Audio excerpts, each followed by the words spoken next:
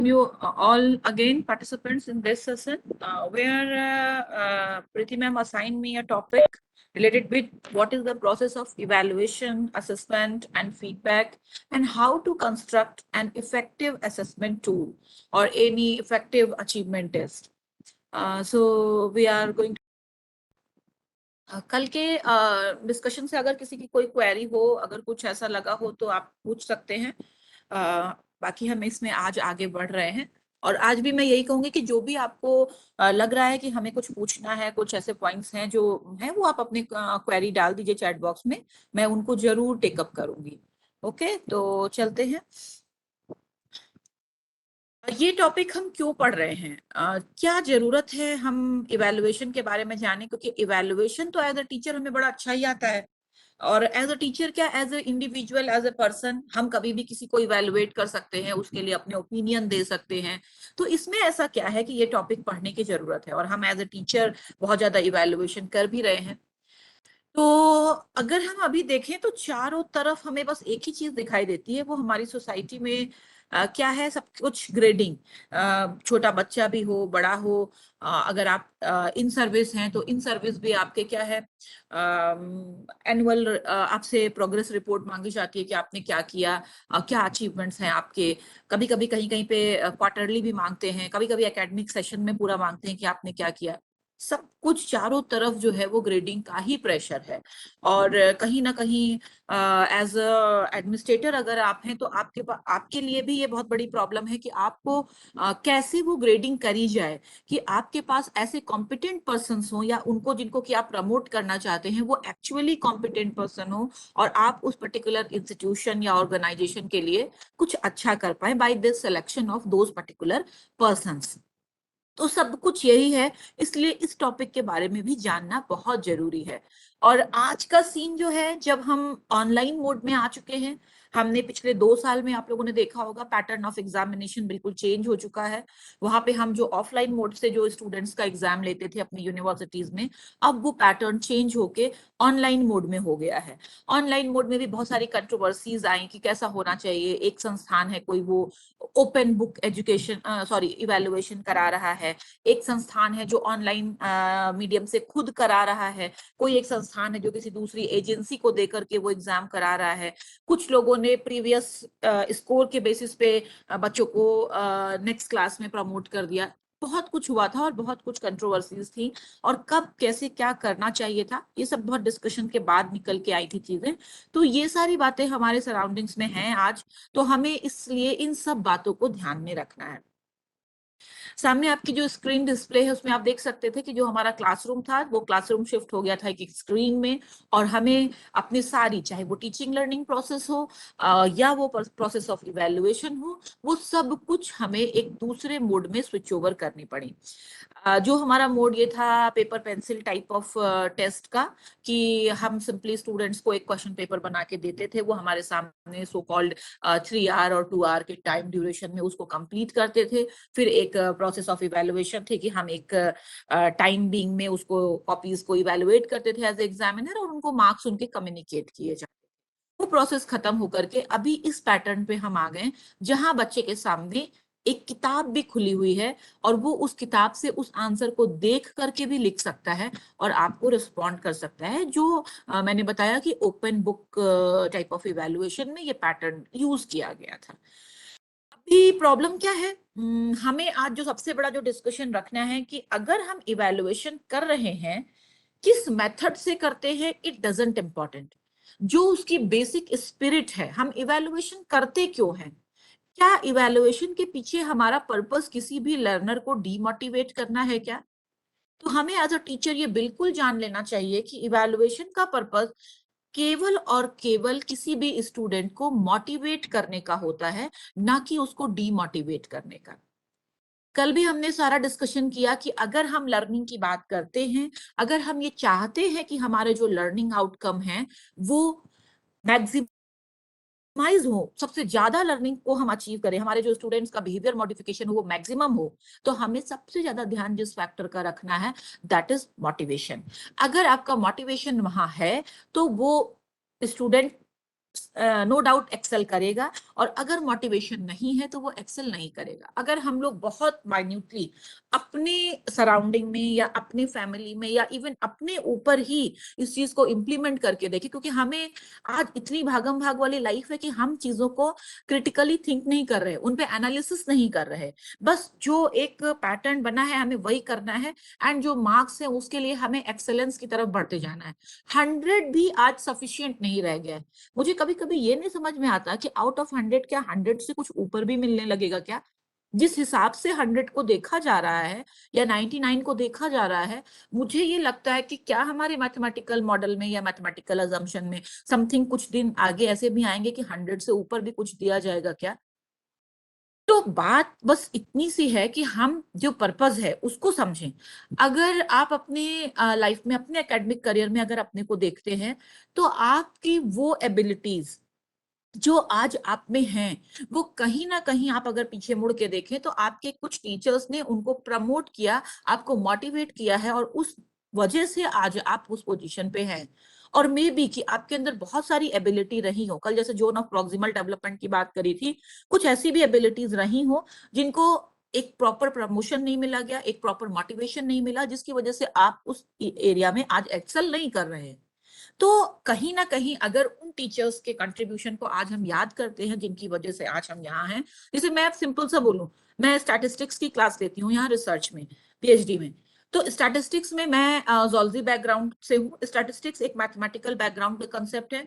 मेरा इंटरेस्ट क्यों उसमें डेवलप हुआ, नो डाउट कोई ना कोई टीचर उसके पीछे है जिसने मुझे मोटिवेट किया, मैंने उसमें इंटरेस्ट से पढ़ा, और आज वो मेरा एरिया ऑफ इंटरेस्ट बना हुआ है। लेकिन अगर हम वहीं पे किसी को डीमोटिवेट करते हैं, किसी बच्चे को, तो वो धीरे धीरे क्या होगा, सप्रेस हो जाएगा। तो द बेसिक थीम आज हमारे लेक्चर की यही होगी, the purpose of evaluation is not to demotivate your student. आपको उसमें कभी भी खुश नहीं होना है कि आपने बच्चे को बहुत कम मार्क्स आए, हम बहुत खुश हुए, हमने पेपर बहुत टफ बनाया। आपको पेपर ऐसा बनाना है, इस तरह से उसको ऑर्गेनाइज करना है, इस तरह से उसको कम्युनिकेट करना है कि हर बच्चा मैक्सिमम उसमें स्कोर कर पाए, और उसके अंदर एक कॉन्फिडेंस की फीलिंग जनरेट हो कि हाँ, आई कैन। ये जो आई कैन वाली फीलिंग है, अगर ये आपने अपने स्टूडेंट्स में इनकलकेट कर दी, तो नो डाउट वो अपने लाइफ के किसी भी एरिया में एक्सेल करेंगे। आज जो मैं कुछ बातें करूंगी वो बहुत ज्यादा सीरियस इशू है। उससे पहले हाँ, हम लोग भी यहाँ बैठे हुए हैं, तो शायद प्रीति मैम अगर स्लाइड देख रही होंगी तो इसमें कुछ चेंज नहीं हुआ होगा, क्योंकि मैंने जो ये पुराना रिकॉर्ड ही रखा था उसको मैंने चेंज नहीं किया। मैं कल सोच रही थी कि एक बार मैं देख लूं नई गाइडलाइन। तो आप लोगों की भी ग्रेडिंग होनी है, A+ 85% and above, A grade 70% या 84 तक, फिर बी ग्रेड, फिर सी ग्रेड और डी ग्रेड। तो हम भी जो यहाँ पे बैठे हैं, मैडम ने कई सारी गाइडलाइन आपको बताई हैं कि यू शुड बी पंक्चुअल, आपको ऑन टाइम क्लास ज्वाइन करना है, यू शुड बी इंटरैक्टिव, आपको क्लासरूम में इंटरेक्शन करना है, आपके जो प्रॉपर सेमिनार हैं, जो असाइनमेंट्स हैं, बुक रिव्यू है, मान लिया कोई वेबिनार है, सब कुछ आपको करना है, और उनके बेसिस पे वो आपकी ग्रेडिंग करेंगी, and then at the last she will going to provide you a certificate. और वो सर्टिफिकेट आपके इंस्टीट्यूट के लिए रिक्वायर्ड होगा, आपको वहां पे सबमिट करना होगा। So you are here doing everything, attending lectures, completing assignments, for what, again for the purpose of grading. So it is very important issue. अब मैं जो बात कर रही हूँ वो देखिए कि अगर हम थोड़ा सा क्लिक करें नेट, इंटरनेट पे, और हम ये देखें कि सुसाइडल टेंडेंसीज क्या हैं इंडिया में स्टूडेंट्स की, तो जो मैंने ये आप लोगों के लिए कलेक्ट किया है, मैं तो क्योंकि इस पे अक्सर देखती रहती हूँ, बात करती हूँ कि मेरा ये एरिया ऑफ इंटरेस्ट है, इवेलुएशन पे काम मैं कर रही हूँ बहुत ज्यादा। तो अभी ये जून 20 जून 2022 की एक इंसिडेंस मैंने ली है आपके सामने रखने के लिए। Class 12th student commit suicide for not scoring 75%। मैंने अभी आपको बताया था कि एक समय था जहां पे 50% ही बहुत इनफ माने जाते थे।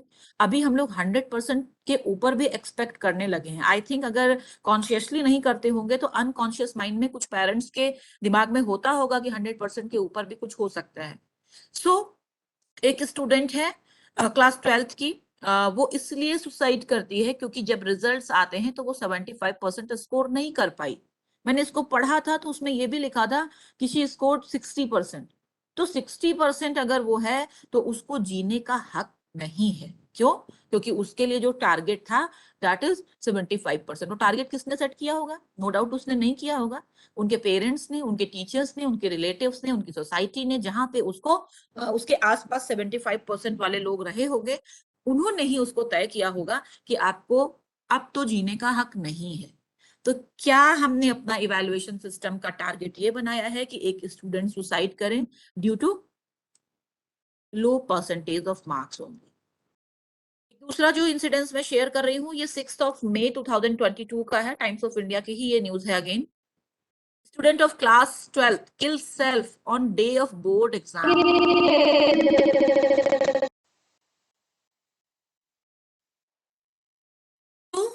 अभी तो रिजल्ट्स आने के बाद उसने कमिट किया सुसाइड, लेकिन कहीं कहीं पे स्टूडेंट्स को ये भी टेंशन थी, एग्जाम हुआ तो एग्जाम ही इतना टेंशन दे दिया कि उसने सुसाइड कमिट किया। पहले दिन इसका अगर डिटेल हम पढ़ते हैं तो वो क्या है, वो पहले दिन एग्जाम अटेंड किया और अटेंड करने के बाद उसको बहुत प्रेशर हुआ, उसने कमिट किया सुसाइड, क्योंकि डर से कि वो अच्छा नहीं कर पाएगा, वो अच्छा परफॉर्म नहीं करेगा, तो उसने क्या किया, पेट्रोल डाला अपने ऊपर और सुसाइड कमिट किया। तो चैलेंज यही है आज हम जो बात करेंगे, जैसे कि अभी हमारे जो इवैल्यूएशन असेसमेंट प्रोसेस में जो सबसे रिसेंट ट्रेंड है, आप लोगों ने कुछ हो सकता है लेक्चर अटेंड भी किया हो, that is for online assessment techniques. अगर हम ऑनलाइन असेसमेंट करें तो किस तरह से करें, वो मैं नहीं बात करूंगी कुछ भी, क्योंकि वो एक डिफरेंट मैटर है। मैं जो बात करूंगी वो यही करूंगी कि इवैल्यूएशन की जो प्रोसेस है उसको आपको इस तरह का हवा नहीं बनाना है, इस तरह से एक बहुत बड़ा मेंटल प्रेशर या डिप्रेशन का फैक्टर नहीं बनाना है। It should be like festival in your organisation, your institute. एक बच्चा खुशी से इसमें पार्टिसिपेट करे और वो इसको वेट करे कि कब हमारे एग्जाम्स आएंगे जिसमें कि हम कुछ कर पाएंगे। क्या उनके रिजल्ट्स में केवल मार्क्स की हाई परसेंटेज ही अच्छी है, या अगर हमारे लो परसेंटेज भी आते हैं तो हमारे लिए क्या दूसरे रास्ते हैं? क्या हमारे टीचर्स, हमारे जो मेंटर्स हैं, वो उन दूसरे रास्तों से भी हमें परिचित कराएंगे? बच्चे को उस दिन का इंतजार होना चाहिए, उस समय का इंतजार होना चाहिए, ना कि वो इस तरह की चीजें करे टू अवॉइड द एग्जामिनेशन। अभी जो घटना मैं आपसे बात कर रही हूँ वो तो ठीक है, एक स्टूडेंट अपने ऊपर सुसाइड कर रहा है या अपना हार्म कर रहा है। ये जो एक सामने इंसिडेंस है, शायद आपको याद हो, इट इज 4 साल पुरानी बात हो गई है। दिख रहा है एक प्रद्युम्न का मर्डर केस था, रायन इंटरनेशनल स्कूल का। टाइम नहीं है, नहीं तो मैं आपको वीडियो भी दिखाती, याद है क्या? आई थिंक नोएडा में एक रॉयन इंटरनेशनल स्कूल था जहां पे एक प्रद्युम्न नाम का स्टूडेंट था जिसका मर्डर हुआ था। अगर आपको याद हो तो जस्ट शेयर करें चैट बॉक्स में। Yes ma'am, yes ma'am. याद है?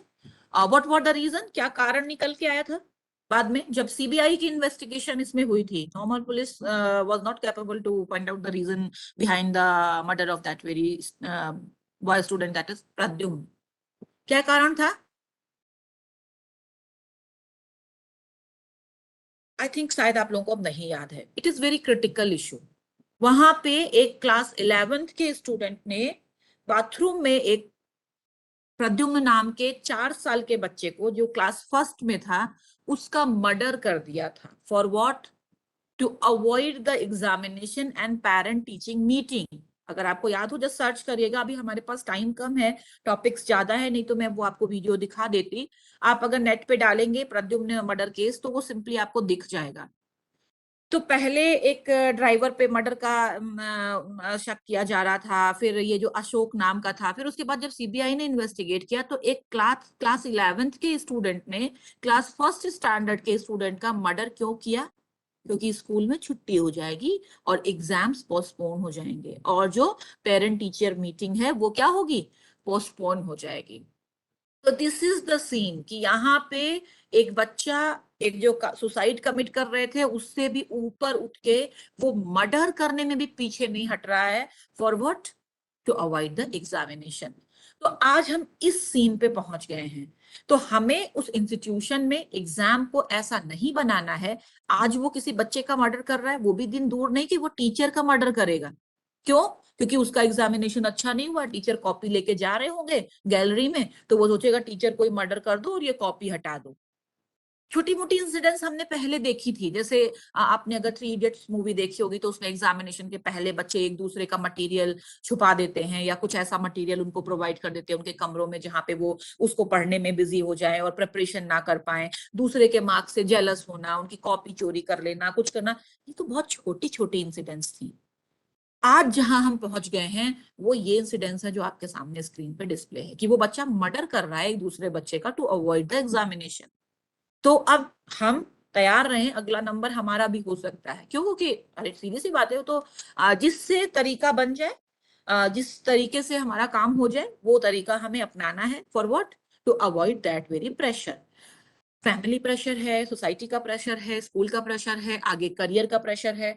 आज हमारी जो एजुकेशन है वो केवल और केवल करियर पे एक सो कॉल्ड गवर्नमेंट सर्विस लेने तक रह गई है। एजुकेशन का, नॉलेज का कोई भी स्कोप रह नहीं गया है। तो हमें थोड़ा सा अपने को देखने का, रिव्यू करने का जरूरत है कि हम जो इवैल्यूएशन कर रहे हैं वो किस तरह से करें और कैसे हम अप्रोप्रिएट टेक्निक्स यूज करके इफेक्टिव इवैल्यूएशन पर्पस के लिए बढ़ें। सो first of all, it is very important to understand the process of evaluation and how it is different from the process of assessment and some other terms also like measurement and others.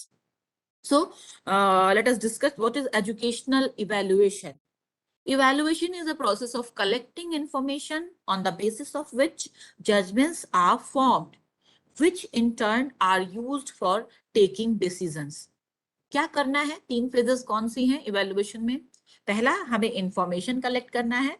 दूसरा, हमें उससे judgement prepare करना है। और तीसरा, हमें उसमें decision देना है। हम जो कर रहे हैं वो क्या कर रहे हैं? केवल इंफॉर्मेशन गैदरिंग करते हैं और उसी से जजमेंट कर देते हैं। आगे का डिसीजन क्या लेना है उस पे हम बिल्कुल काम नहीं कर रहे हैं। अगर कोई एक बच्चा 75% नहीं स्कोर कर पाया, 60% ही स्कोर कर पाया, तो उसके अंदर कुछ और भी तो एबिलिटीज होंगी ना। तो उसके हिसाब से उसके लिए क्यों डिसीजन नहीं ले रहे हम?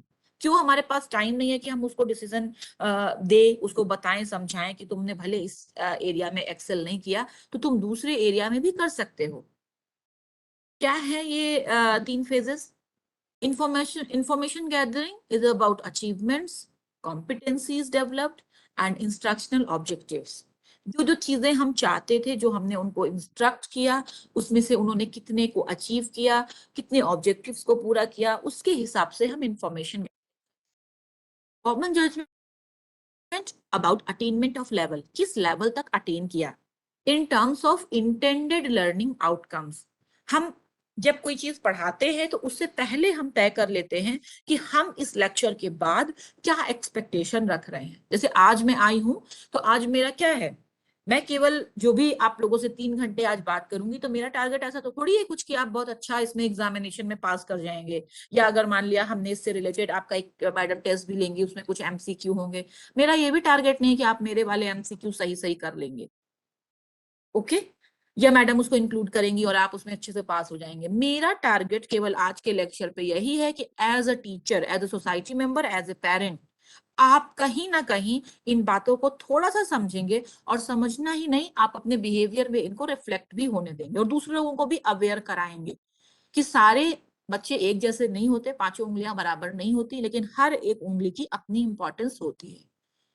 So making decision is very important. और जो भी आपने इंफॉर्मेशन गैदरिंग करी है उसके हिसाब से जो जजमेंट दिया है, उस जजमेंट के हिसाब से आपको डिसीजन देने हैं। और डिसीजन में आप क्या करते हैं?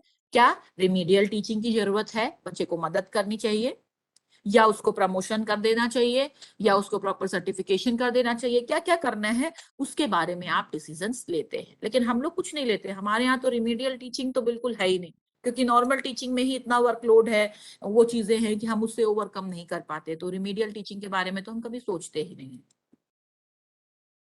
कुछ टर्म्स और हैं, जैसे एक टर्म आता है मेजरमेंट। तो मेजरमेंट क्या है?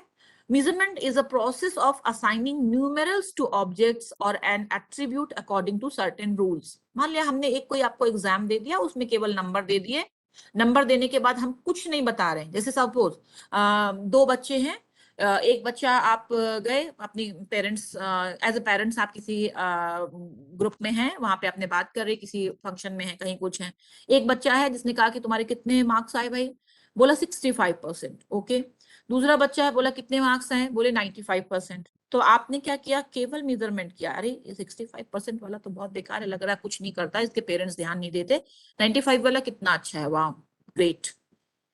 बाद में पता चलता है कि वो जो 95% जो मार्क्स इसने स्कोर किए, उसकी पूरी क्लास में हर एक बच्चे ने, किसी ने 99, किसी ने 98, 97, 96, वो अपने क्लास में लोवेस्ट स्कोरर है, ऑल्दो ही इज विद 95%। लेकिन उसकी क्लास में जो भी क्राइटेरिया यूज किया गया होगा, उसमें वो क्या है, कैसे भी टीचर ने स्कोरिंग करी होगी, तो वो अपने क्लास में लोवेस्ट है, जिसको आपने बहुत अच्छा बोल दिया था, wow very good, you have 95% marks. दूसरा बच्चा जिसको कि आप बेकार बोल रहे थे, जो 65% वाला है, उसकी जब आपने स्ट्रक्चर पता किया डिटेल में कि उसकी क्लास में जहां पे ये परसेंटेज जो नंबर उसको मिले हैं, वहां पे वो टॉपर है अपने क्लास का 65% मार्क्स के साथ। बाकी बच्चे 50% तो फेल हैं, पास नहीं हुए, they are not able to score 45%। और बहुत सारे ऐसे हैं जो कोई 60% है, कोई 45% है, कोई 40% है, कोई अलग अलग परसेंटेज हैं। तो आपने जो जजमेंट दिया था, वो केवल और केवल आपने किससे नंबर देख के दिया था कि एक जगह 65 है, एक जगह 95, तो no doubt 95 is much better than 65।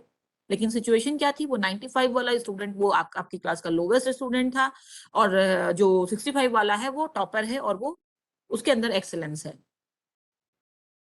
तो मेजरमेंट के साथ साथ आपको अगर एजुकेशनल मेजरमेंट पे बात करनी है, तो आपको केवल नंबर नहीं देखने चाहिए, आपको उन नंबर की वैल्यूज क्या है वो भी देखनी चाहिए, क्या सर्कमस्टांसेस थी।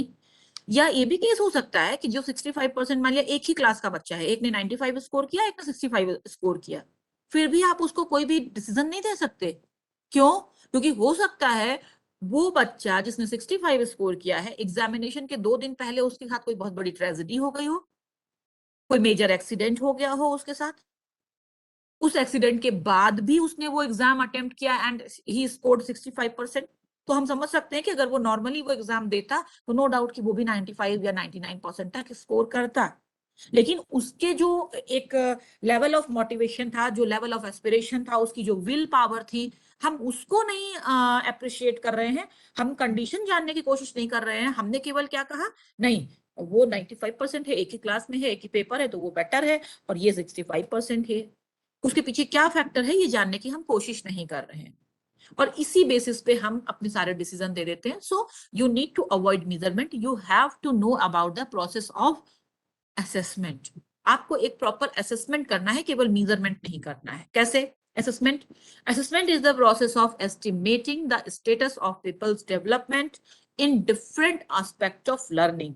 असेसमेंट तभी पॉसिबल है जब आप किसी इंडिविजुअल डेवलपमेंट जो देख रहे हैं, वो आप डिफरेंट एस्पेक्ट में देखें, और दूसरा इन कंटिन्यूअस वे देखें।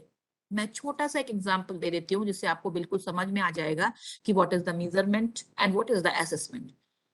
सपोज आपने एक गमले में एक गुलाब का पौधा लगाया और अपने इंस्टीट्यूट में बाहर कहीं रखा, और आप रोज उसको पानी डाल रहे हैं, रोज उसको चेक कर रहे हैं कि अच्छा मॉइस्चर है तो पानी कितना डालना चाहिए, या इधर सनलाइट कम आ रही है तो उधर रखना चाहिए, क्या उसकी ग्रोथ थोड़ा कम हुई है तो उसमें कुछ न्यूट्रिएंट्स के सप्लाई डालने चाहिए, कब फ्लावरिंग होनी है, नहीं हो रही है तो क्यों नहीं हो रही है, क्या उसको प्रॉपर कंडीशंस नहीं मिल रहे, सब कुछ आप ध्यान रख रहे हैं, कंटिन्यूअसली उसको ऑब्जर्व कर रहे हैं।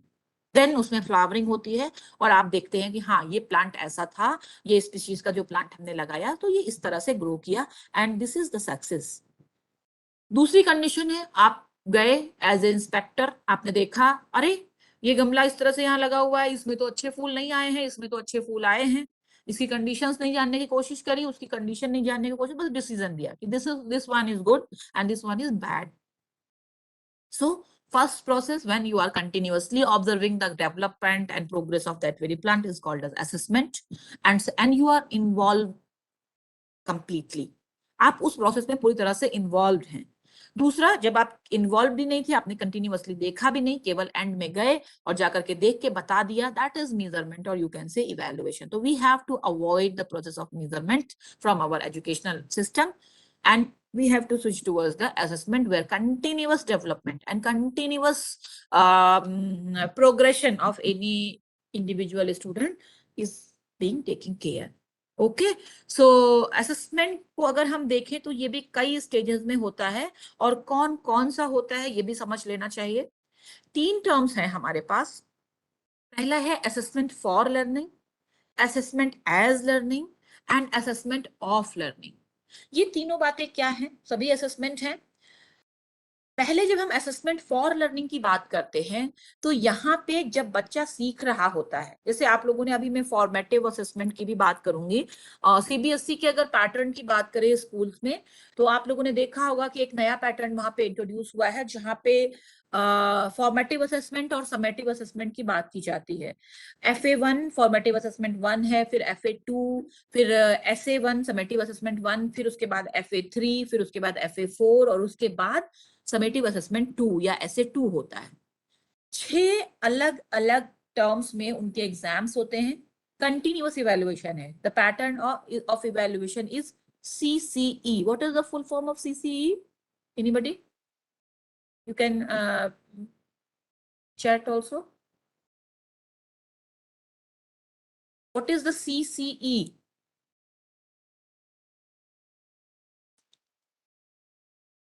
Am I audible?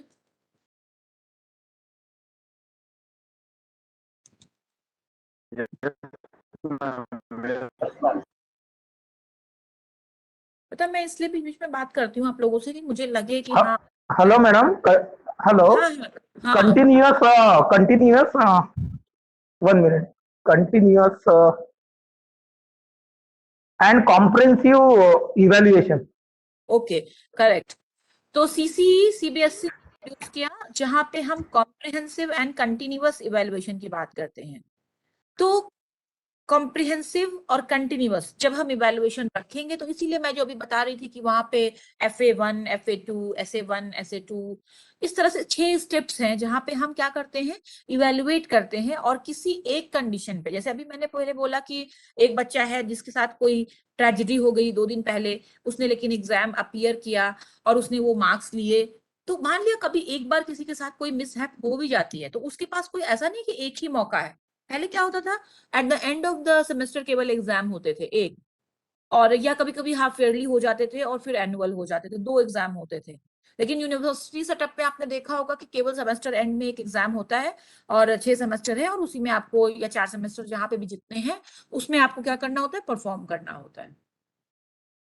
जब हम कंटिन्यूअस किसी चीज को देखते हैं, कंटिन्यूअस ऑब्जर्व करते हैं, तो हम उसके जो डेवलपमेंटल स्टेज हैं उसमें जो कमियां हैं उनको ज्यादा अच्छे से देख पाते हैं और ज्यादा अच्छे से पूरा कर पाते हैं। मैं बात कर रही थी असेसमेंट फॉर लर्निंग की।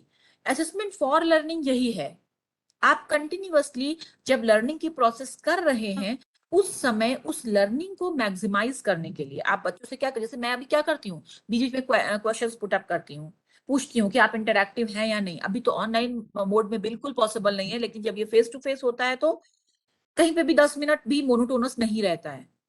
हमेशा वो 2 वे इंटरेक्शन रहता है, कुछ आप लोग पूछते हैं, कुछ मैं बताती हूँ, कुछ बोलती हूँ, पूछती हूँ बीच बीच में, जिसमें कि एक इंटरेक्शन बना रहे। असेसमेंट फॉर लर्निंग यही है कि जब हम लर्निंग कर रहे हैं, तो जब हम कंटिन्यूअसली उन सब चीजों को इन्वॉल्व कर रहे हैं to check the previous knowledge of student. हम जो चीज पढ़ा रहे हैं, हमें सामने ये भी पता होना चाहिए, जो हमारे सामने ऑडियंस बैठे हैं या जो हमारे सामने स्टूडेंट्स हैं, उनका प्रीवियस नॉलेज लेवल क्या है। अगर हम उस नॉलेज लेवल से अपनी बात स्टार्ट करेंगे तो नो डाउट वो ज्यादा इफेक्टिव होगी। अगर हमने कोई नॉलेज गैप क्रिएट किया जहां से उनको नहीं आता और हम उसके ऊपर से अपनी बात स्टार्ट कर दें, तो वो चीजें जो होंगी वो उतनी इफेक्टिव कम्युनिकेट नहीं हो पाएंगी। तो असेसमेंट फॉर लर्निंग यही है कि आप कंटिन्यूअसली उन जब लर्निंग कर रहे हैं, जब लर्निंग के प्रोसेस में इन्वॉल्व हैं, तो एज अ टीचर आप उनकी नॉलेज, अंडरस्टैंडिंग, स्किल को चेक करते हुए आप क्या करते हैं, कंटिन्यूअस एक असेसमेंट करते रहते हैं। What is assessment as learning? जब स्टूडेंट खुद लर्निंग प्रोसेस में इन्वॉल्व है, तो वो भी अपना असेसमेंट खुद करता रहता है, कि वो सेल्फ असेसमेंट टेक्निक्स जो स्टूडेंट्स के लिए होती हैं, और उसमें जो टीचर्स के फीडबैक मिलते हैं, अपनी लर्निंग पे रिफ्लेक्ट करना, कंसोलिडेट करना, अपनी अंडरस्टैंडिंग को समझना, जो स्किल्स सिखाई गई हैं उस पर प्रैक्टिस करना। सपोज मैंने, मान लिया आपने साइंस में कोई भी डिसेक्शन या लैब में कोई भी एक्सपेरिमेंट करना बच्चे को एक बार सिखा दिया, अब वो बच्चा उस पर प्रैक्टिस करता है बार बार, और वो देखता है कि हाँ वो कितना परफेक्ट हो गया उस चीज में। So this phenomena is assessment as learning, and student has the capability to assess himself or herself कि वो सही से काम कर रहा है या नहीं कर रहा है, क्योंकि उसके पास सामने जो एक आइडियल बिहेवियर है वो है। एज अ टीचर आपने वो उसके सामने पॉइंट आउट कर दिया है, रख दिया है। अब वो क्या कर रहा है, अब उस जब में वो एक्सप्लोर कर रहा है, खुद को इंगेज कर रहा है, तो उसी प्रोसेस में वो क्या कर रहा है, अपने को ये भी देख रहा है कि हाँ वो काम सही कर रहा है या गलत कर रहा है। So this is the process of assessment as learning. At last assessment of learning, जब हमने सब कुछ पढ़ लिया, कम्युनिकेट कर दिया, हमें लगा कि अब हमें चेक करना चाहिए कि जो हमारे इंस्ट्रक्शनल ऑब्जेक्टिव्स थे, जो हमने टारगेट्स बना के रखे थे, हम जिस टारगेट के साथ क्लासरूम में आए थे, क्या वो टारगेट्स, वो ऑब्जेक्टिव्स पूरे हुए हैं, और अगर हुए हैं तो किस लेवल तक हुए हैं। तो जो हम एट द एंड एग्जाम लेते हैं, that is the assessment of learning, कि जो लर्निंग है वो कितनी पूरी हुई है, किस लेवल तक हमने अचीव किया, कौन से स्टैंडर्ड्स हैं जो हमें सेट करने चाहिए। तो ये 3 फेजेस हैं जहां पे आप असेसमेंट को देख सकते हैं। अब बार बार मैं एक बात कर रही हूँ कि कौन कौन से इंस्ट्रक्शनल ऑब्जेक्टिव्स हम क्लास में लेके आए थे। तो एज अ टीचर आपके लिए बहुत इंपॉर्टेंट है कि आप सबसे पहले ये तय कर लें कि आप जब क्लासरूम में हैं, या मान लिया आप कोई एक सब्जेक्ट किसी सेशन में किसी स्टूडेंट को पढ़ा रहे हैं, तो उस पर्टिकुलर सब्जेक्ट को पढ़ाने के पीछे आपके क्या क्या ऑब्जेक्टिव्स होंगे, जिनको कि हम इंस्ट्रक्शनल ऑब्जेक्टिव्स बोलते हैं। और इन इंस्ट्रक्शनल ऑब्जेक्टिव्स का जो क्लासिफिकेशन था, वो एक एजुकेशनलिस्ट थे बीएस ब्लूम, उन्होंने इसको 3 पार्ट में क्लासिफाई किया था। कल भी मैंने आपको बताया था वो 3 पार्ट हैं आपके, cognitive domain, affective domain and psychomotor domain. जब हम इन 3 पार्ट्स की बात करते हैं, कल भी मैंने थोड़ा थोड़ा इस पे चर्चा कर ली थी कि ये 3 डोमेन क्या होते हैं। तो सबसे पहला डोमेन है कॉग्निटिव डोमेन। तो अगर आप चाहते हैं कि बच्चे के जो, अगर ओवरऑल डेवलपमेंट की हम बात कर रहे हैं, तो जब तक ये तीनों डोमेन डेवलप नहीं होंगे तो ओवरऑल डेवलपमेंट नहीं होगा। कैसे? जब हम कॉग्निटिव डोमेन की बात करते हैं, तो कॉग्निटिव डोमेन क्या है, ऐसी चीजें जो आपके कॉग्निशन से रिलेटेड है। मान लिया आपने कोई भी एक बुक पढ़ी, कोई भी मटेरियल पढ़ी, कोई भी इंफॉर्मेशन ली, तो वो आपके कॉग्निशन में क्या है, स्टोर्ड है। क्या करते हैं इसमें? Rational thinking, emphasis upon knowledge, using the mind and intellectual abilities। दूसरा जो डोमेन है that is affective domain. Affective domain कल भी मैंने बताया था, it is related with emotional learning, feeling, concern with attitudes, appreciation, interest, values and adjustment. अगर हम कोई भी चीज, कोई भी, मान लिया अगर हमने अपने क्लासरूम में बच्चे को पढ़ाया कि हमें क्या है, दया भावना रखनी चाहिए, अननेसेसरी किसी भी एनिमल को या किसी भी प्लांट को हार्म नहीं पहुंचानी चाहिए, आपने क्लासरूम में उसको पढ़ा दिया, this is modification in cognitive domain. आपने पढ़ाया, उसने याद कर लिया। लेकिन अगर वो बच्चा क्लासरूम से बाहर जाके अपने घर में या अपने किसी भी सोसाइटी के एरिया में या आपके स्कूल प्रेमाइसिस में पेड़ नहीं तोड़ता है, उसके अंदर ये वैल्यू है कि नहीं, अगर इसमें ये फूल लगा है तो वी शुड अप्रिशिएट इट, वहां पे तोड़ के उसको खराब नहीं करना है। या कोई भी अगर एनिमल है तो वो उसके लिए क्या है, दया भावना रखता है, अगर कभी वो कोई इंजरी में है तो उसको केयर करता है। तो ये सारी चीजें अगर उसके बिहेवियर में इनकलकेट हैं, तो आपने क्या किया, इफेक्टिव डोमेन को भी टच किया है, और आपका जो पर्पस ऑफ एजुकेशन है वो अप टू सम एक्सटेंट पूरा हो रहा है। Third one is psychomotor domain, या इसी को हम बोलते हैं कोनेटिव डोमेन। इसमें क्या है, this is focus basically on handling of instruments, understanding skills. So physical learning, that means doing, emphasizes speed, accuracy, dexterity and physical skills. अब जो हमारा सिस्टम है, कल भी मैंने बताया था कि कोनेटिव डोमेन या साइकोमोटर डोमेन का मतलब ये है कि आप कितने अच्छे से डिसेक्शन कर लेते हैं, अगर मेडिकल का स्टूडेंट है तो कितने अच्छे से सर्जरी कर पाएगा, हैंडलिंग ऑफ इंस्ट्रूमेंट्स लैब में अगर आप हैं तो किस तरह से करते हैं, कोई एक्सपेरिमेंट किस तरह से करते हैं। This all about the psychomotor skills and psychomotor domain. अभी अगर हम अपनी बात करें, as a teacher, as a student और as a member of society, हमारी टीचिंग लर्निंग प्रोसेस बड़ी डिफेक्टिव है। और अगर टीचिंग लर्निंग डिफेक्टिव है तो हमने क्या किया है, इवैल्यूएशन भी हमारा डिफेक्टिव ही है। हम क्या करते हैं, कोई एक फिक्स लाइन ऑफ करिकुलम है जो हम अपने स्टूडेंट्स में बिल्कुल उसको रटा देने की कोशिश करते हैं, और eight the time of examination हम चाहते हैं कि वो उसको एज इट इज रिप्रोड्यूस कर दे। और हम केवल और केवल अपने इवैल्यूएशन प्रोसेस में कॉग्निटिव डोमेन को फोकस कर रहे हैं, अफेक्टिव डोमेन और साइकोमोटर डोमेन को बिल्कुल भी फोकस नहीं कर रहे हैं।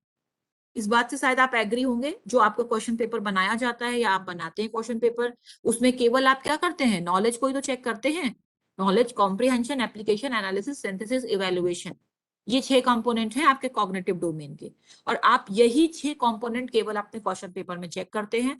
आपके क्वेश्चन पेपर में कहीं पे भी ना तो अफेक्टिव डोमेन के एस्पेक्ट को चेक करने की है कि किसी बच्चे ने कितना किया, कोई स्कीम नहीं है आपके इवैल्यूएशन सिस्टम में, और ना ही आपके इवैल्यूएशन सिस्टम में ज्यादा से ज्यादा कोनेटिव डोमेन को चेक करने की सिस्टम है। अगर हम साइंस स्ट्रीम में बात करें तो वहां पे हम कोनेटिव डोमेन को चेक करते हैं। क्यों? क्योंकि हमारे पास एक प्रैक्टिकल कंपोनेंट होता है जहां पे हम डिसेक्शन है और एक्सपेरिमेंट्स हैं वो सारे करवाते हैं और उसको ऑब्जर्व करते हैं। लेकिन अगर ह्यूमैनिटीज में बात करें प्योर, तो वहां पे तो हम बिल्कुल ही उस पे भी नहीं जाते। कौन सी स्किल सिखानी है, इट डजंट मैटर। लेकिन कोई भी सब्जेक्ट हो, एज अ टीचर आपको प्लान करना होगा कि आप कॉग्निटिव डोमेन के साथ साथ कैसे कोनेटिव डोमेन यानी कि साइकोमोटर डोमेन और अफेक्टिव डोमेन को भी चेक करें। और अफेक्टिव डोमेन जब तक भी आप नहीं चेक करेंगे, उसको इनकलकेट करने की कोशिश नहीं करेंगे, तब तक आप एक इफेक्टिव सिटीजन्स नहीं बना सकते। हमने किताबें बहुत पढ़ ली हैं, लेकिन हमारे बिहेवियर में वो नॉलेज कहीं से नहीं है। हम कहीं भी ट्रैफिक में है, कोई एम्बुलेंस निकल रही है, लेकिन हमें जल्दी है कि हम पहले निकल जाएं। उसके आगे से उसने स्पेस देखा, झट से घुस गए, गाड़ी लगा दिया उसी के आगे कि हम निकल गए, या उसी के पीछे लगा दिया, उसको डिस्टर्ब कर रहे हैं।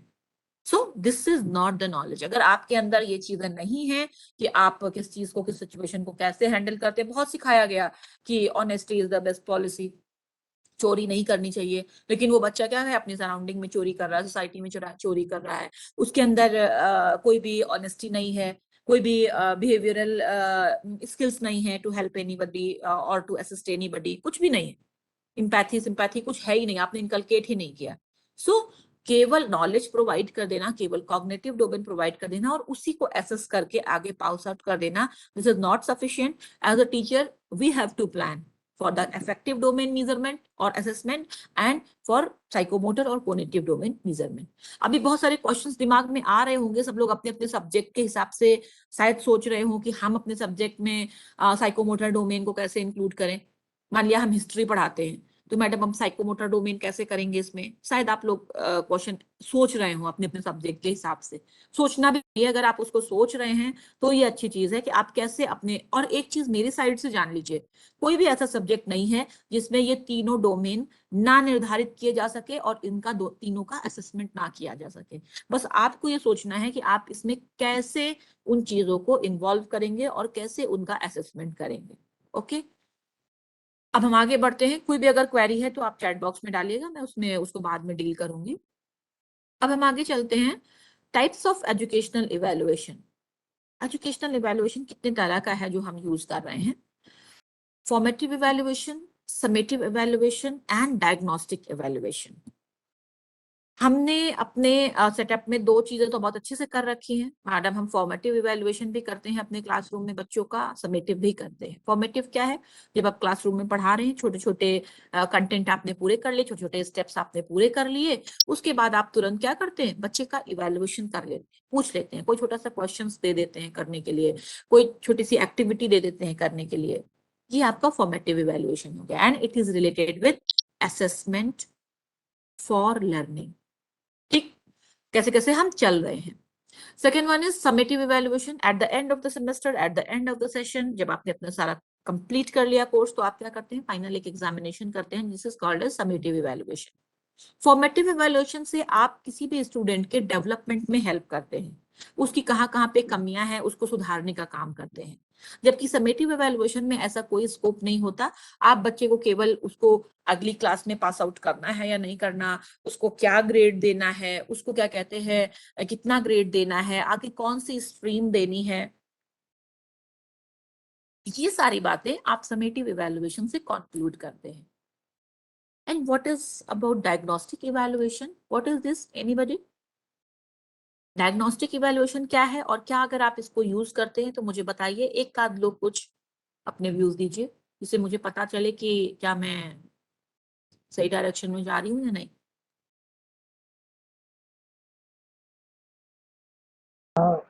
हेलो मैडम, डायग्नोस्टिक इवैल्यूएशन है ना, जैसे अपन प्रैक्टिकल लेते हैं हम्म। तो वो प्रैक्टिकली कितना परफॉर्म किया उसने, यानी उसने उसने किस टाइप से उसने परफॉर्मेंस दिया है, इसको तो हिंदी उसको में बोल बोलते हैं, सकते हैं मैं इसका हिंदी नाम भी बोलती हूँ, डायग्नोस्टिक इवैल्यूएशन मतलब निदानात्मक मूल्यांकन। निदान। ओके। फॉर्मेटिव की हिंदी निर्माणात्मक, और समेटिव की मतलब योगात्मक, और डायग्नोस्टिक का मतलब निदानात्मक। तो मैं ये जानना चाह रही कि ये निदानात्मक मूल्यांकन क्या आप लोग इस्तेमाल करते हैं या डायग्नोस्टिक इवैल्यूएशन, और अगर करते हैं तो कैसे? सर आपने जो बताया है वो गलत है। मैडम टेस्ट लेके कर सकते हैं हम लोग डायग्नोस्टिक। टेस्ट लेके डायग्नोस्टिक कर सकते हैं, मतलब क्या करेंगे इसमें? जैसे हम लोग उनका कुछ पर्टिकुलर इसके ऊपर हम लोग उनको इवेलुएट करेंगे। तो फिर ये क्या है, फॉर्मेटिव के लिए भी तो टेस्ट ही लेंगे और समेटिव के लिए भी टेस्ट ही लेंगे। हाँ, लेकिन डायग्नोस्टिक में कैसे मैडम कि हमको एग्जैक्ट उसका ये पता चलेगा। क्या? जो वर्ड नहीं आ रहा है, लेकिन एग्जैक्ट हम लोगों को उसका मूल्यांकन होगा। Okay, anybody else? अभी मुझे सही आंसर नहीं मिल रहा है, कोई और? प्रॉब्लम सॉल्विंग मेथड से मैम कर सकते हैं।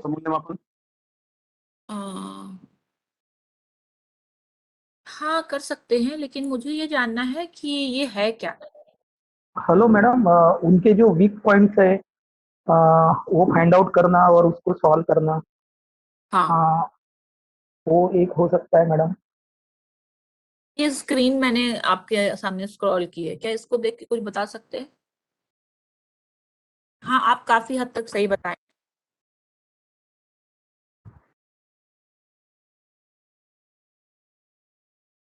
सर आप क्या इसको देख के कुछ और ऐड करना चाहेंगे?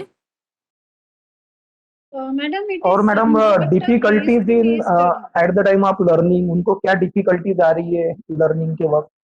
एग्जैक्टली तो क्या अब मैं अगले स्टेप पे जाना चाहती हूँ कि क्या आप में से कोई इसको अपने इंस्टीट्यूट में करते हैं अपने स्टूडेंट्स के साथ?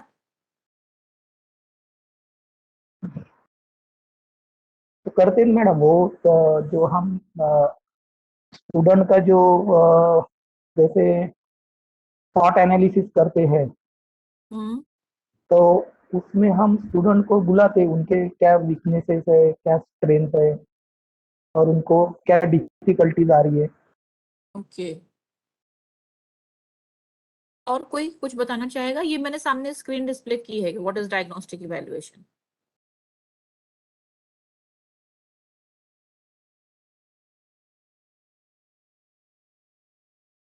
मेंटर और मेंटी में जैसा रहता है मैडम, मेंटर मेंटी, ओके, तो मैं उसमें बताती भी हूँ, होता है और मैडम। हाँ ठीक है मैं बताती हूँ।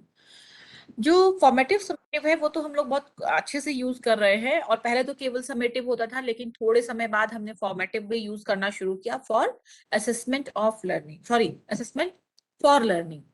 अब डायग्नोस्टिक इवैल्यूएशन क्या होता है? जो वर्ड है डायग्नोस्टिक, हमने सुना होगा ना कि डायग्नोस्टिक सेंटर्स होते हैं।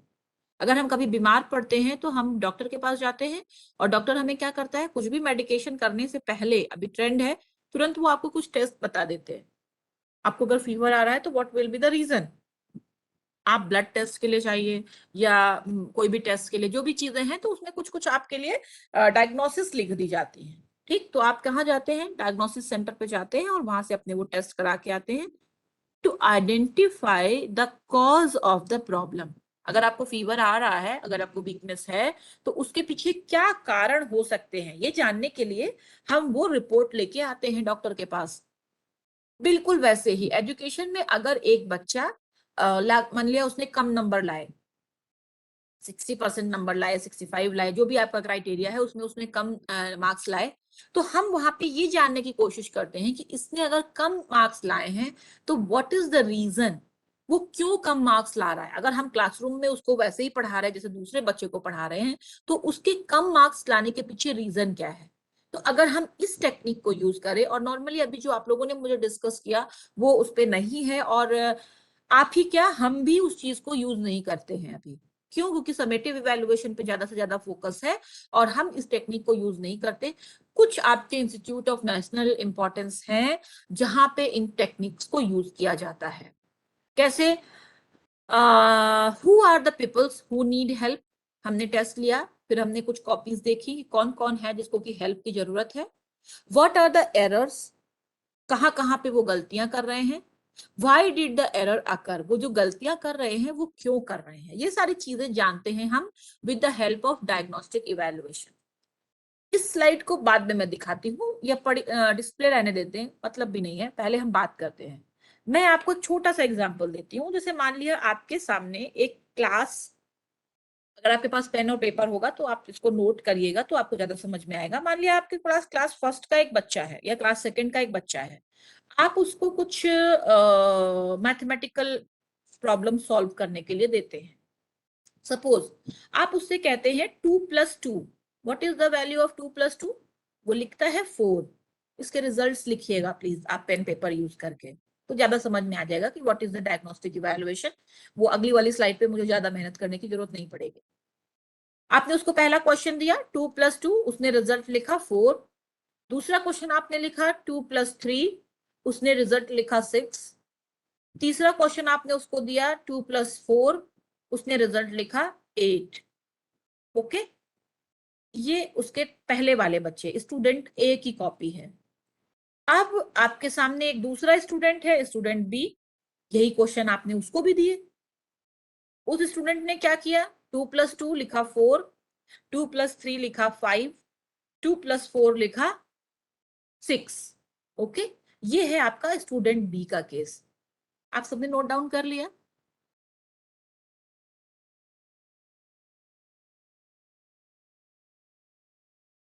क्या मैं रिपीट करूं या आपने नोट कर लिया? कोई मुझे कंफर्म करे।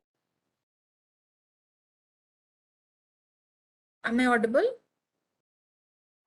यस मैडम, यस नोट किए मैडम। हो गया, नोट कर लिया। तो एक हाँ मैडम। प्रॉब्लम्स थी जो आपने बच्चे को दिया करने के लिए। 2+2 उसने रिजल्ट लिखा 4, +3 उसने रिजल्ट लिखा 6, 2+4 उसने रिजल्ट लिखा 8, और दूसरे बच्चे ने जो रिजल्ट लिखे वो 4, 5 एंड 6। ओके, अब आपने कॉपी चेक करी, पहले वाले बच्चे को आपने कितना दे दिया, 33%। Is it? एक ही आंसर उसका सही है, दो आंसर गलत है। और दूसरे वाले बच्चे को आपने क्या दे दिया, 100% दे दिया। और अगर आप उन बच्चों की कॉपी ना देखें, केवल उठा के मार्क्स देखें, तो आप पहले वाले बच्चे को कहेंगे कि नहीं तुम तो बिल्कुल बेकार हो, तुम्हारे अंदर तो मैथमेटिकल एबिलिटी ही नहीं है, तुमको तो बिल्कुल मैथमेटिक्स छोड़ देनी चाहिए, क्या करोगे इसको लेकर के आगे, यही सब तो कहेंगे ना। या उनके पेरेंट्स को बुला के कहेंगे अरे ये तो कुछ नहीं करता, इसको मैथमेटिक्स में तो कुछ नहीं आता, आप इसका ध्यान दीजिए, करवाइए कुछ। दूसरे बच्चे की तो इतनी तारीफ करेंगे कि नहीं तुम तो बिल्कुल एक्सेलेंस है तुम्हारे अंदर, तुमने तो 100% सही किया, यही तो कहेंगे, और उसको डिमोटिवेट करेंगे उसके सामने। प्रॉब्लम कहाँ है? अब अगर हम कॉपी उठा के देखें बच्चे की, थोड़ा सा ध्यान दें, तो प्रॉब्लम कहाँ आ रही है। एक्चुअली बच्चे ने वो 33% भी स्कोर नहीं किया है, वो बाय चांस आ गया है। क्यों? क्योंकि वो जो प्लस का सिंबल है, वो उस प्लस के सिंबल को मल्टीप्लीकेशन का सिंबल समझ रहा है। थोड़ा सा ध्यान से अगर उसके गलत रिस्पॉन्सेस को आप देखिए, तो जहां 2+3 था, अगर हम इसको 2 × 3 समझे तो वो क्या है, 6 आंसर सही है। और 2+4 था तो उसको 2 × अगर 4 समझे तो उसका आंसर जो है 8, वो भी सही है। तो बच्चे की मैथमेटिकल एबिलिटी में प्रॉब्लम नहीं है, उसने जो सिंबल है जो आपने दिया था प्लस का, उस सिंबल को, और बाई चांस 2+2 या 2 × 2 दोनों के रिजल्ट क्या है, 4 ही आते हैं, तो पहला क्वेश्चन उसका सही हो गया है बाई चांस। लेकिन उसने उसको समझा नहीं है, वो भी गलत ही है एक तरह से। क्यों? क्योंकि उसकी मैथमेटिकल एबिलिटी में प्रॉब्लम नहीं है। जब आप उसको सिंबल सिखा रहे थे, तो आपने जो, वो प्लस के सिंबल को मल्टीप्लिकेशन का सिंबल समझता है। और अगर हमें इस चीज को चेक करना है, अपनी इस हाइपोथेसिस को चेक करना है, क्या हम ये जो बात कर रहे थे ये बात सही है, क्या उस बच्चे के साथ ऐसी प्रॉब्लम है, तो हम उसको तुरंत बुलाएंगे रिमीडियल टीचिंग में और उसके सामने फिर से हम मल्टीप्लिकेशन का सिंबल लगा के कुछ प्रॉब्लम्स रखेंगे। अब अगर हम मल्टीप्लिकेशन का सिंबल लगा के उसको प्रॉब्लम लिखते हैं, सपोज यही प्रॉब्लम दे 2 + 2 तो वो रिजल्ट लिखेगा 4, फिर 2 + 3 तो वो रिजल्ट देगा 5, सॉरी 2 मल्टीप्लिकेशन बाय 3 तो वो लिखेगा 5 और 2 मल्टीप्लिकेशन 4 तो वो क्या लिखेगा 6। तो हमारी प्रॉब्लम सॉर्ट आउट हो गई ना, बच्चे के अंदर मैथमेटिकल एबिलिटी की कमी नहीं थी। प्रॉब्लम कहाँ थी, वो जो सिंबल था प्लस और मल्टीप्लिकेशन का, हो सकता है आपने ही बोर्ड में थोड़ा सा गलत लिखा हो, थोड़ा सा राउंड कर दिया हो उसको और वो समझ ना पाया हो और उसने वही चीज सीख ली, वही चीज एसिमिलेट कर ली, उसी को वो कंटिन्यू करने लगा। तो केवल अगर आप कॉपी में मार्क्स देख के एंड कर देते कि नहीं तुम्हारे अंदर कोई एबिलिटी नहीं है, तो आप ये ना जान पाते कि वो बच्चा एक्चुअली अगर गलत कर रहा है तो क्यों कर रहा है, जबकि उसके अंदर पूरी मैथमेटिकल एबिलिटी है। लेकिन अगर उसने सिंबल ही सही नहीं समझा तो वो कैसे उसको पूरा करेगा। अब जब आपने उसको बता दिया कि नहीं भाई ये वाला जो तुम सिंबल समझ रहे हो ये मल्टीप्लिकेशन का ये सिंबल है और प्लस का ये है, तुमने दोनों को एकदम उल्टा समझ लिया है। अब आप उसको कोई भी क्वेश्चन दीजिए तो वो उस क्वेश्चन का सही आंसर देता है, दैट्स मीन उसके अंदर मैथमेटिकल एबिलिटी थी।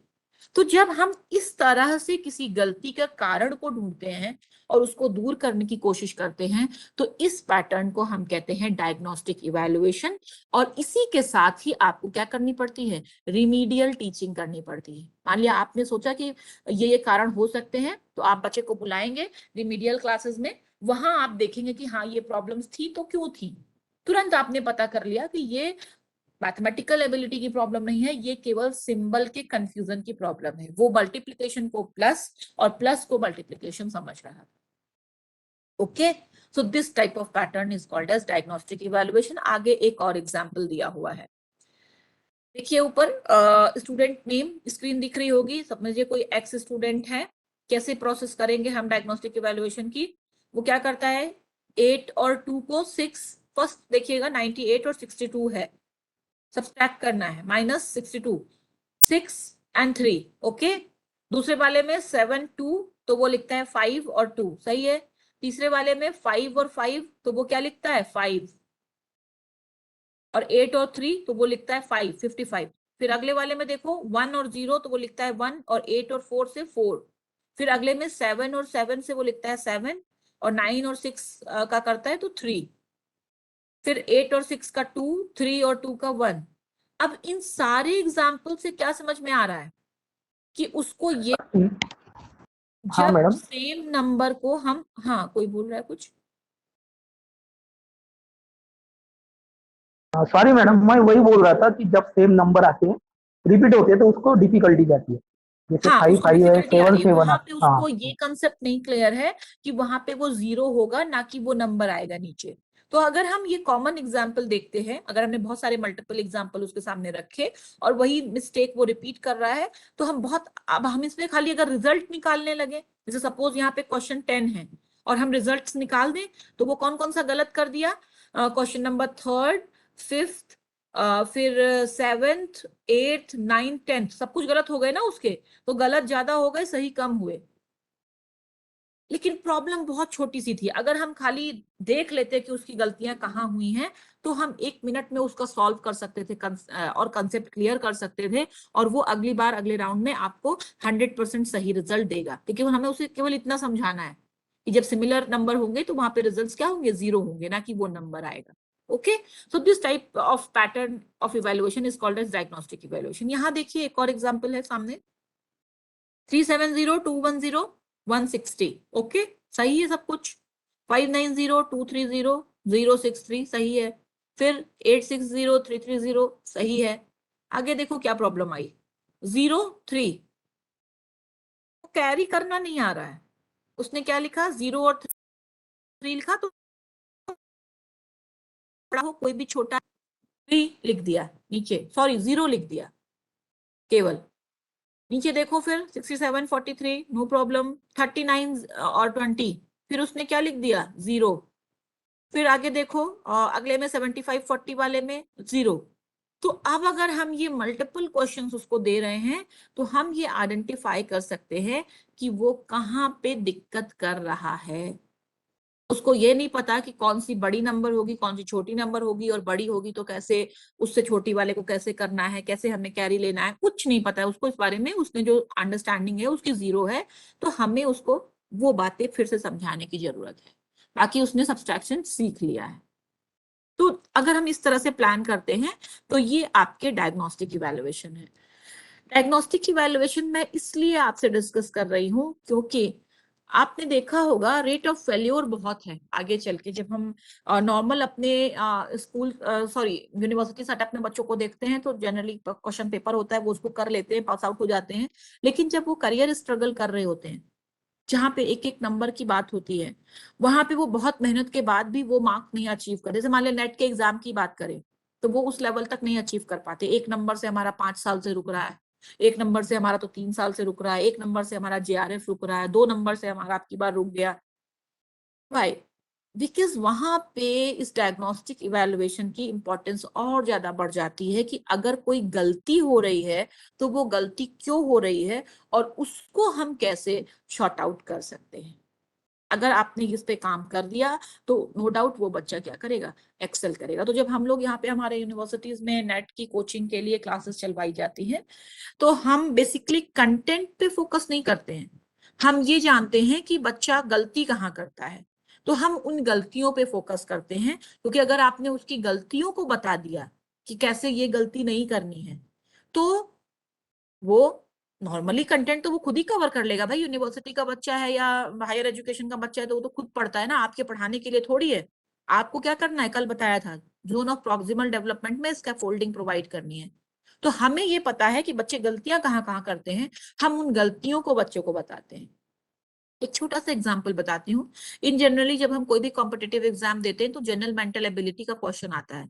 उसमें क्या होता है कि जैसे एक कार है, वो आपकी एक तरफ से गई 10 kilometre with 40 kilometre per hour की स्पीड से, दूसरी तरफ से लौट के आई वही 10 kilometre with 60 kilometre per hour से।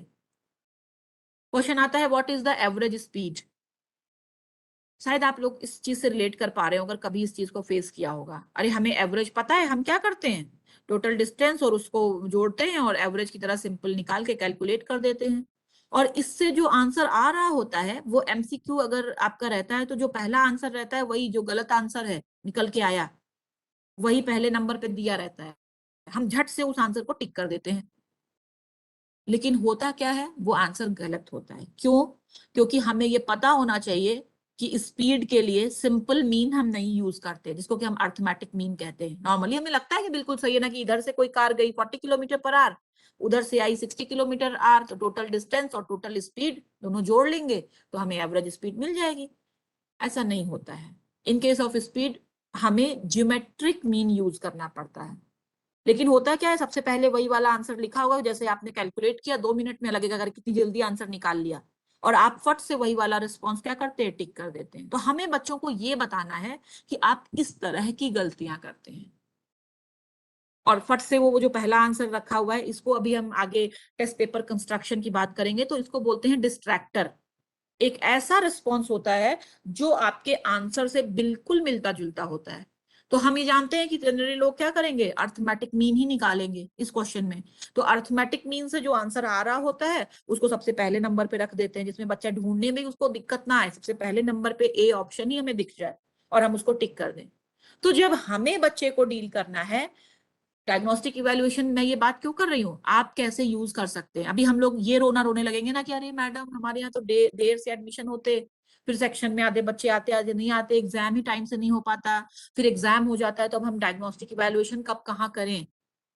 तो ये तरीके भी हैं जो आप डायग्नोस्टिक इवैल्यूएशन में यूज कर सकते हैं। आपको ड्यू टू योर एक्सपीरियंस, आपने 5 साल पढ़ा लिया 10 साल पढ़ा लिया, आपको पता है कि बच्चे गलतियां कहाँ करते हैं।